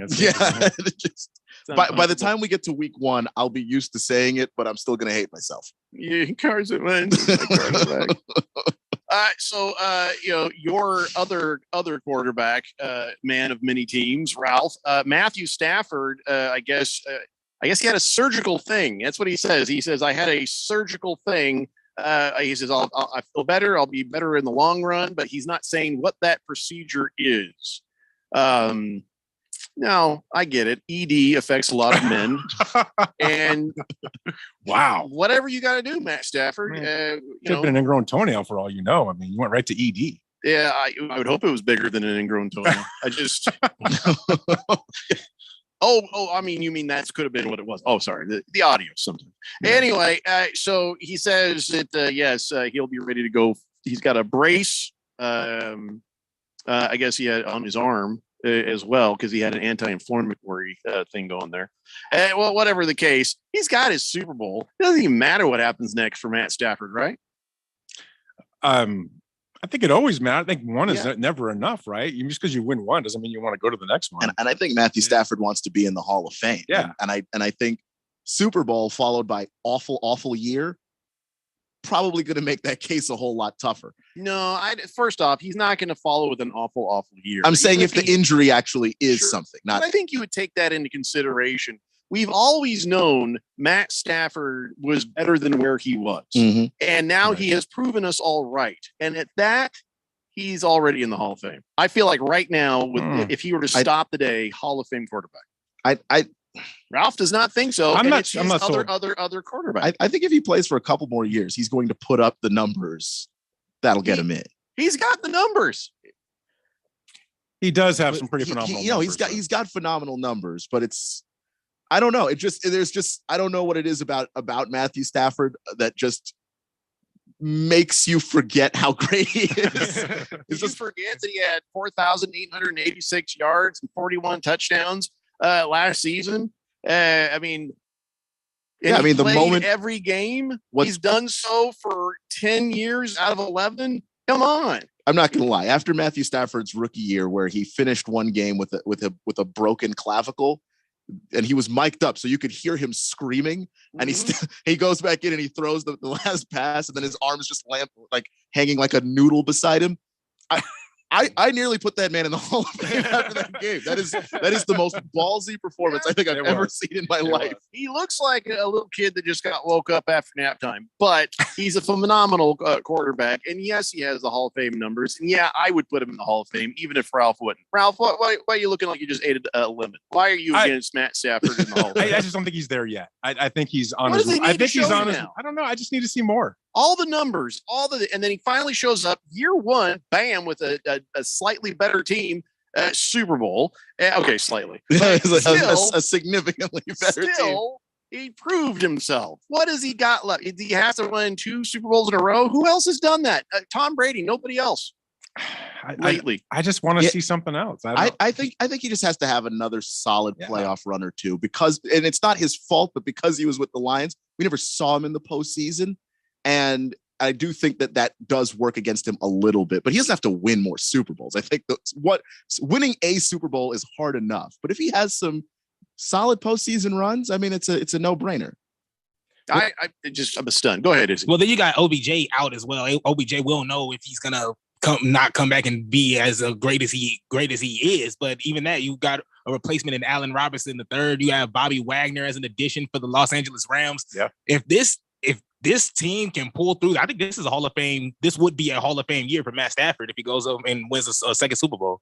Yeah, tough crowd. But all right, and you're right, Izzy. I think that they have been very good at continuing to put good pieces there, and I don't think Matt Stafford needs OBJ all that much with what they already have. I mean, it's good to have, but but when you add Allen Robinson and Cooper Kupp, I think you're going to do all right.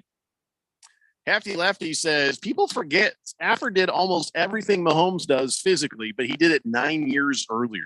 And that's a good point. Everybody was just like dismissive of it. They're like, he's just running for his life. It's Detroit. Yeah, whatever. But yeah, he has had, and it still has that kind of ability. So I can't believe I'm fighting for your quarterback of your other team. I'm saying if it were up to me, I would put Matt Stafford in the Hall of Fame, but I'm looking at some of these voters and I think the Detroit years could work against him. Fighting Wampa says Stafford had a vasectomy. His wife said they're done having kids. Put down the hammer. So you got snipped. I'd say that's plausible. It's very possible. So does anybody care about Tom Brady, Aaron Rodgers, Patrick Mahomes, and Josh Allen playing golf? They're doing the match. Now during COVID, they were like, oh, wow, something to watch, something live, people doing things. And I'll admit, I did watch the match with Peyton Manning and Tom Brady.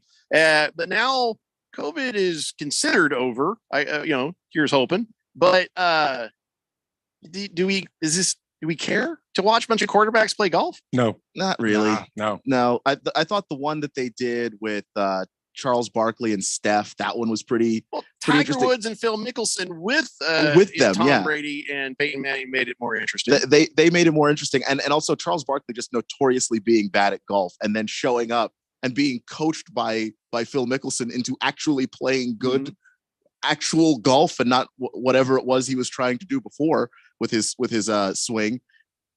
That made that interesting. There's not much appeal here, and also if you're going to take NFL guys and have them play golf, which could be interesting, I would take some bigger personalities. Josh Allen is cool dude, not that big a personality. Well, there's no real golfers in this, and they're doing it the Wynn Golf Course in Vegas. Wow, what a garden that is! You know, I mean, come on. I just, not that he's a current player, but if you said, "Oh, the match," and Marshawn Lynch is there, I will be the first person turning on their TV. Amen. Get a personality, There is a show on Netflix that they're doing some murder mystery thing. It's like where they bring a famous person in. It's improv, and they have to solve a crime or whatever. I still have to see that. Yeah. Marshawn Lynch was the best. He started off strong, then he started taking it seriously, trying to solve the crime. But it's still golden. If you only watch one of those, watch the Marshawn Lynch one. And now he's one of the owners of the Seattle Kraken. Yeah, and he got to drive the Zamboni. Yeah. He drove the Zamboni the same way he drives golf carts in college. It was awesome. We would all do the same thing. Yes, absolutely. In fact, I would be the guy who did it. I'd be like, you know what? Fire the driver. I'm taking over. That's my job now. I'm part owner of the team, and I drive the Zamboni. It's my team. So, all right. Well, that's happening in case you care. And even if you don't, I'm pretty sure this might be the last match that we get. Speaking of Tom Brady, he had this interview and he says, I know I don't have a lot left, but it's still a place for me this year. Is he just jerking with us? Is he just trying to come on? And I think he's making it look easy. I think he feels old. I don't know. I don't think he feels old. I think he's just jerking with people, trying to lull them into a false sense of security. And he's probably no different off this year than he was last year. He says, "Oh, I wish you could go forever, but it's just not." And football comes at too high of a cost now. And he's talking about the kids and the thing and that. Yeah, he's talked about concussions that he's hidden. And Giselle, being mad at him and stuff like that. I do think that he's a great quarterback and he makes it look easy, but I think that there's some aches and pains Monday mornings where he's like, am I really doing this? Because Father Time is undefeated. You're not going to escape what your body feels like, even if you make it look easy. I think he's going to have a perfectly fine season. Yeah, I think we're not going to tell the difference in quality, but I think he can feel it. But him saying it, I think he's just screwing with us. I honestly do. I don't buy it, Tom Brady. I don't think he's going to fall off. No. Yeah. All right. We have to take a break. And when we come back, we have the Wheel of Sports. We've got on this date in Big George's sports history. And I don't know what else. It's the Daily Blender here on 1580, The Fanatic. Do you want the best for your car? Then fill up with premium at Circle K. Circle K Premium is our best fuel with double the cleaning detergent, protecting your engine from corrosion and damage so it can work at its best. And that, my friend, increases your mileage for more cha-ching in your pocket. Plus, when you fill up with premium at Circle K, you can save up to 20 cents per gallon. Offer valid Thursdays or Fridays at participating stores. For details, visit CircleK.com. Circle K, how convenient. I represent low-cost airlines, and we know a lot of you are not traveling right now, and we understand. However, if you do need to travel between now and the end of the year, now is a great time to lock in some of the lowest prices we've seen in a lifetime. Hey, in normal times, we can save you up to 75%, but now airlines are practically giving away seats. We have inside deals on over 500 airlines. Here are a few sample round-trip deals we found. Seattle to Vegas, $35. Chicago to Atlanta, $85. Los Angeles to Atlanta, $100. Of course, there are some limitations, but the airlines want your business right now. And cancellation and change fees are flexible. So fly somewhere this year, book now, save a ton, call right now. 802-341-4535. 802-341-4535. 802-341-4535. That's 802-341-4535. Public service announcement from Summit Male Medical. Guys often confuse erectile dysfunction with low testosterone. They are two different issues with two separate treatments. ED is simply a blood flow issue. Low T is a health issue. Symptoms include lack of muscle mass, gaining a few pounds, low energy, irritability, low libido. At Summit Medical, we treat both because we're experts at both. We've been here in the Valley since 2008. We treated tens of thousands of patients, not only from here, but all over the country, coming to us specifically. And compare our pricing with others. We are the low price leaders. And combine that with the most experienced staff in the business for ED and PE treatments, and that is an unbeatable combination. We dare you to compare. Please do. So if you're having intimacy issues, please let us show you how we can help you tomorrow if you call today. 480-398-1000 or go to summitmalemedical.com. It will be the best call you ever make. Think you know about meth? Think again. Today's methamphetamine is far more potent, more addictive, and more deadly than ever before. Today's meth is often laced with the deadly drug fentanyl. In fact, deaths from meth use have doubled in Arizona. What can you do? Get the facts at thenewmeth.com and know there's hope and resources for recovery. This message is sponsored by the Substance Abuse Coalition Leaders of Arizona. 1580, The Fanatic.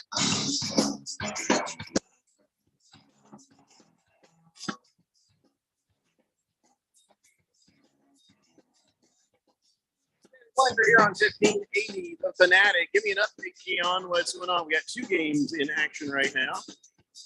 Yeah, we're actually at halftime. Miami leading Atlanta 56-54. Trae Young, he's back. He's rolling 18 points. Jimmy Butler, the high score for the Miami Heat with 21. All right. And the Timber Pups and the Grizzlies, they just started, right? Yeah, they just started.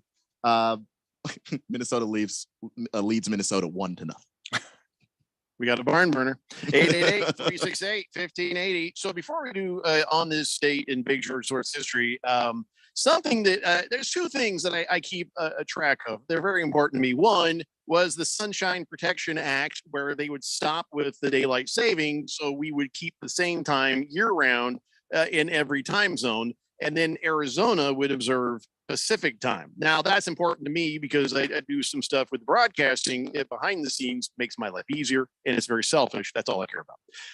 My wife, who is travels, says, "Well, it's kind of crazy because like at 8 p.m. in Atlanta, it's still like sunny." So she's against it. So her house divided, and so that one for me is very important. But number two is, the hell is going to happen with the Sunday ticket? You know, that's the only reason I have DirecTV is for the Sunday ticket. And once I have no Sunday ticket on it, bye-bye, I'm getting rid of that. So I've been watching, I've been waiting, I've been listening and wondering. And my worst nightmare, it seems, might be about to come true. Apple is likely going to be the place where the Sunday ticket goes. Yeah, I'm not thrilled about that. Can I just tell you, I just got this new Droid, and I'm not happy. I do not own a single Apple device. So really, I thought you had an Apple. What do you? How about you? No, I got a Droid. Yeah, I got an iPhone. You got an iPhone? Of course, Ralph has an iPhone. No, I don't. I have a Droid. No, really? Yeah. Oh, respect. So, Izzy, sorry, you're young. You'll learn. Right. So now that means outside, I got the Netflix, got the Amazon, got the Disney, got the HBO, got the Hulu. Now I got to get Apple. Are you required by law to have an iPhone, to have Apple TV on your TV? No, I don't think so. No, because they have their streaming service is separate from the devices. So you could get Apple TV, on your computer, on your, I don't know, Roku, whatever. But you have to pay for it. And like you said, there's so many streaming services that a lot of people have. You're going to have that. And then you may have to pay additionally for the Sunday ticket on top of having this. Right. Well, I would imagine you're right on that. So, I'll be honest, seeing the previews of Tom Hanks riding around with a robot, not bad. I mean, I might want to see that. But outside of that, I don't want the Apple TV. I don't need it. So I don't know. Maybe I'll still save money. Getting rid of DirecTV and only having Apple TV in the Sunday ticket. I don't. Got to get like basic cable or something or TV. I don't know what to do. I don't know what to do. But so I'm not familiar with Apple. They're cheap, right? They keep prices low and reasonable, right? Yeah. Oh yeah, that's what they're known for. Their iPhones notoriously affordable. Normal people have them all the time. No wonder Steve Jobs wanted to go into the light. I mean, it's not going to be good, is it? This is going to go badly for me. Amazon, I thought, okay, well, I could handle that, Apple, damn it. Well, right now anyway, and they may jack up the price if people migrate over for the Sunday ticket, but right now Apple TV is $5 a month. Well, that's like the cheapest one out there, isn't it? Yeah, I mean, like $5 with ads. No, not that I'm aware of. It's just $5 a month. Ponzi scheme going on. Because I know the Hulu definitely will get you with the ads if you don't pay for the highest version of their service. Well, I get it when you're paying lower prices or stuff. What pisses me off when I pay $100 for a fight and then they're like, well, this match is brought to you by, no, screw you. Brought to you by me. I paid for this. Don't give me no damn commercials. Big George says, I think it's great news that Apple will have Sunday ticket. It'll be open to everybody and Apple will keep prices affordable. I'm very happy. I think as we've already seen historically, no, they won't keep it affordable. Kiss the Cooks is breaking news. The Lakers are reporting to camp in preparation for their 18th championship. This will be their inaugural season with the WNBA. Hefty Lefty says, oh my God, you've been texting for a while here. Sorry, man. I missed almost, all of it. He says they can play at Continental Executive Course in Old Town. They'll fit right in with all the other DJs that play on Saturday. Paige Spiranak will need to be the reporter on the course. Oh, you're talking about the quarterbacks playing somewhere other than the Wynn? Okay. Nondescript says, embarrassing trip back to cable for all of us coming in 5, 4, 3, 2, 1. Yeah. Why is it embarrassing? I mean, there's some basic channels that I want, and I'm not above sticking a damn antenna on the roof. I'm not above it, because I like BBC America though. That's kind of fun. I don't know. That's not on cable. I don't know. Yeah, I wouldn't have no idea. I don't know. That's in the upper ranges, which is annoying. I mean, to be honest, Killing Eve is over, so I got nothing to watch. Not in there. So I guess I'm gonna have to get Apple TV now. Tiger Paws says, I bet Larry would kick their asses. Well, that's a comment disconnected by 10 minutes. And I'm not sure which Larry and whose asses. You talking about Fitzgerald? And the match? That is my guess, but I don't know. Is he a good golfer? You see him out of the Phoenix Open and stuff. I don't know. I mean, he's got plenty of time though. So. Good Cat says, daily reminder, Lakers are not in the playoffs, Ralph. Yeah, even when you're not here, we get that reminder. Yeah, that's why the season's over. Ladies and gentlemen, it is now time for something we call On This Date in Big George's sports history. Back in the year 1897, the very first Boston Marathon, with all of its 15 participants, was held between Ashland, Massachusetts, and Copley Square in downtown Boston. John J. McDermott of New York was the winner in a brisk 2 hours, 55 minutes, and 10 seconds. Back to me, Jeffrey. Yeah, I mean, things have changed. I remember, the original marathon was Greece. Remember that dude ran and his heart exploded. That's what the whole thing was based on. And then Boston Marathon saw the 1890 something when they brought the Olympics back. They're like, hey, we should try that. And so that's when they started it up, the Boston Marathon, 1897. And of course, now that's probably the most famous marathon out there. And I thought, okay, well, 2 hours and 55 minutes, 10 seconds. That's John J. McDermott. How does that stack up against the better times today? Well, Evan Chebet from Kenya, he got a time of 2 hours, 6 minutes, and 51 seconds, and that was just Monday. Okay. They did the Boston Marathon yesterday? So the fastest time, though, is another Kenyan, Shocker. Eliud Kipchoge set an official world record for 2 hours, 1 minute, 39 seconds. And that was back in 2018 at the Berlin Marathon. But the fastest Boston Marathon was 2 hours and 6 minutes. So, in just over 100 years, they got almost an hour faster running that race. For a man, by the way, the average, anything under 4 hours, people are like, hey, good job. Yeah. And if you're a woman, 4 hours and 30 minutes would be pretty good. If you're a NASCAR driver, yes, and it's a thing. Matt Kenseth, he's a retired NASCAR driver. He ran the Boston Marathon, and they say he did it at an incredible pace. He got it 3 hours, 1 minute, 40 seconds, which is a pretty incredible pace compared to 4 hours, which they say is a good time. He finished like 3,500th overall or something like that. And then he did pretty good for men 50 to 54. So then compare him to other NASCAR drivers in 2019, Jimmy Johnson, he got it done in 3 hours and 9 minutes, which is a good deal faster than Kenseth. And then Danica Patrick did it last year. So her time wasn't as good. It was 4 hours and 1 minute. But to be fair, it's Danica Patrick. She was crashing into things all over the place. Oh, no. It was just a near constant thing. Oh, she's in the wall again. Oh, my God. Oh, come on, Danica. So, that's I don't know. Is anybody, you got nobody here.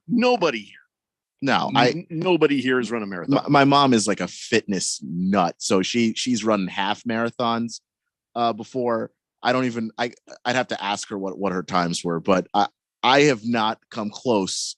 I remember in college they made us run a 5K for our fitness class. Yeah, I was not great. I didn't train for that at all. Just rolled out of bed the day that they said do the 5K and did the 5K. I'm not going to ask you, Ralph. Oh, no, I've thought about it many times. Thought about it. We've all thought I've about run it. 5 miles. I've done the 5 mile thing. That's it. How about you, Izzy? You ever do any long distance running? Nah, my asthma won't let me at all. Like my body will completely shut down. Yeah, I don't have asthma, but my body would completely shut down.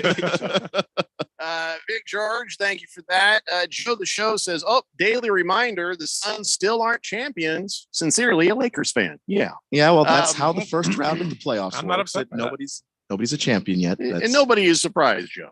Anthony Lefty says, there's a guy that does the LA Marathon every year with no legs. He does the entire race on his knuckles. He's been raising money for charity for decades. This dude is a beast. On his knuckles. That's cool. Okay, what do you mean? His like stands on his hands and that, or is he like just pulling himself forward with his knuckles, which is still brutal sounding for hours. I'm trying to decide if I want to look that up or not. I might not want to. Ookla says, I walked a mile for a camel. Okay. Tiger Paws says, we did figure it out right. That was Larry. And I know it was 11 minutes ago, but when I said it was 10 minutes ago, don't argue with me, lady. Joe the Show says, Knuckles always wins because he's a champ, like the Lakers, something the Suns aren't. Ha ha ha. Wow. Well, who's in the playoffs right now? That's what matters. Who's in the playoffs? Can we spin the wheel of sports? Do we have that we can, ability? yeah. Because I think we can get away with maybe doing a few things there. Yeah. Go ahead, spin that wheel.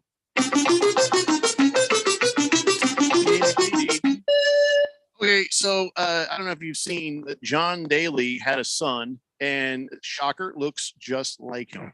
Wears tacky clothes just like him. There's a freshman golfer in Arkansas. Well, guess what? He just signed a name and likeness deal with Hooters. Oh, God. Oh, my God. If he golfs as well as his dad did, he'll win one championship and dine out on it for the rest of his life. I think that look him up. I'm serious. Look up John Daly. See what I'm saying?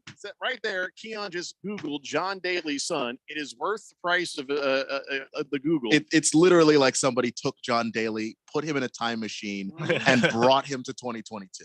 Yeah, this kid's going to be a disaster of life, but he might be a good golfer, and he does have the Hooters girls to hang out with now that he's got the name and likeness thing going there, which I kind of like. Okay, that's fun.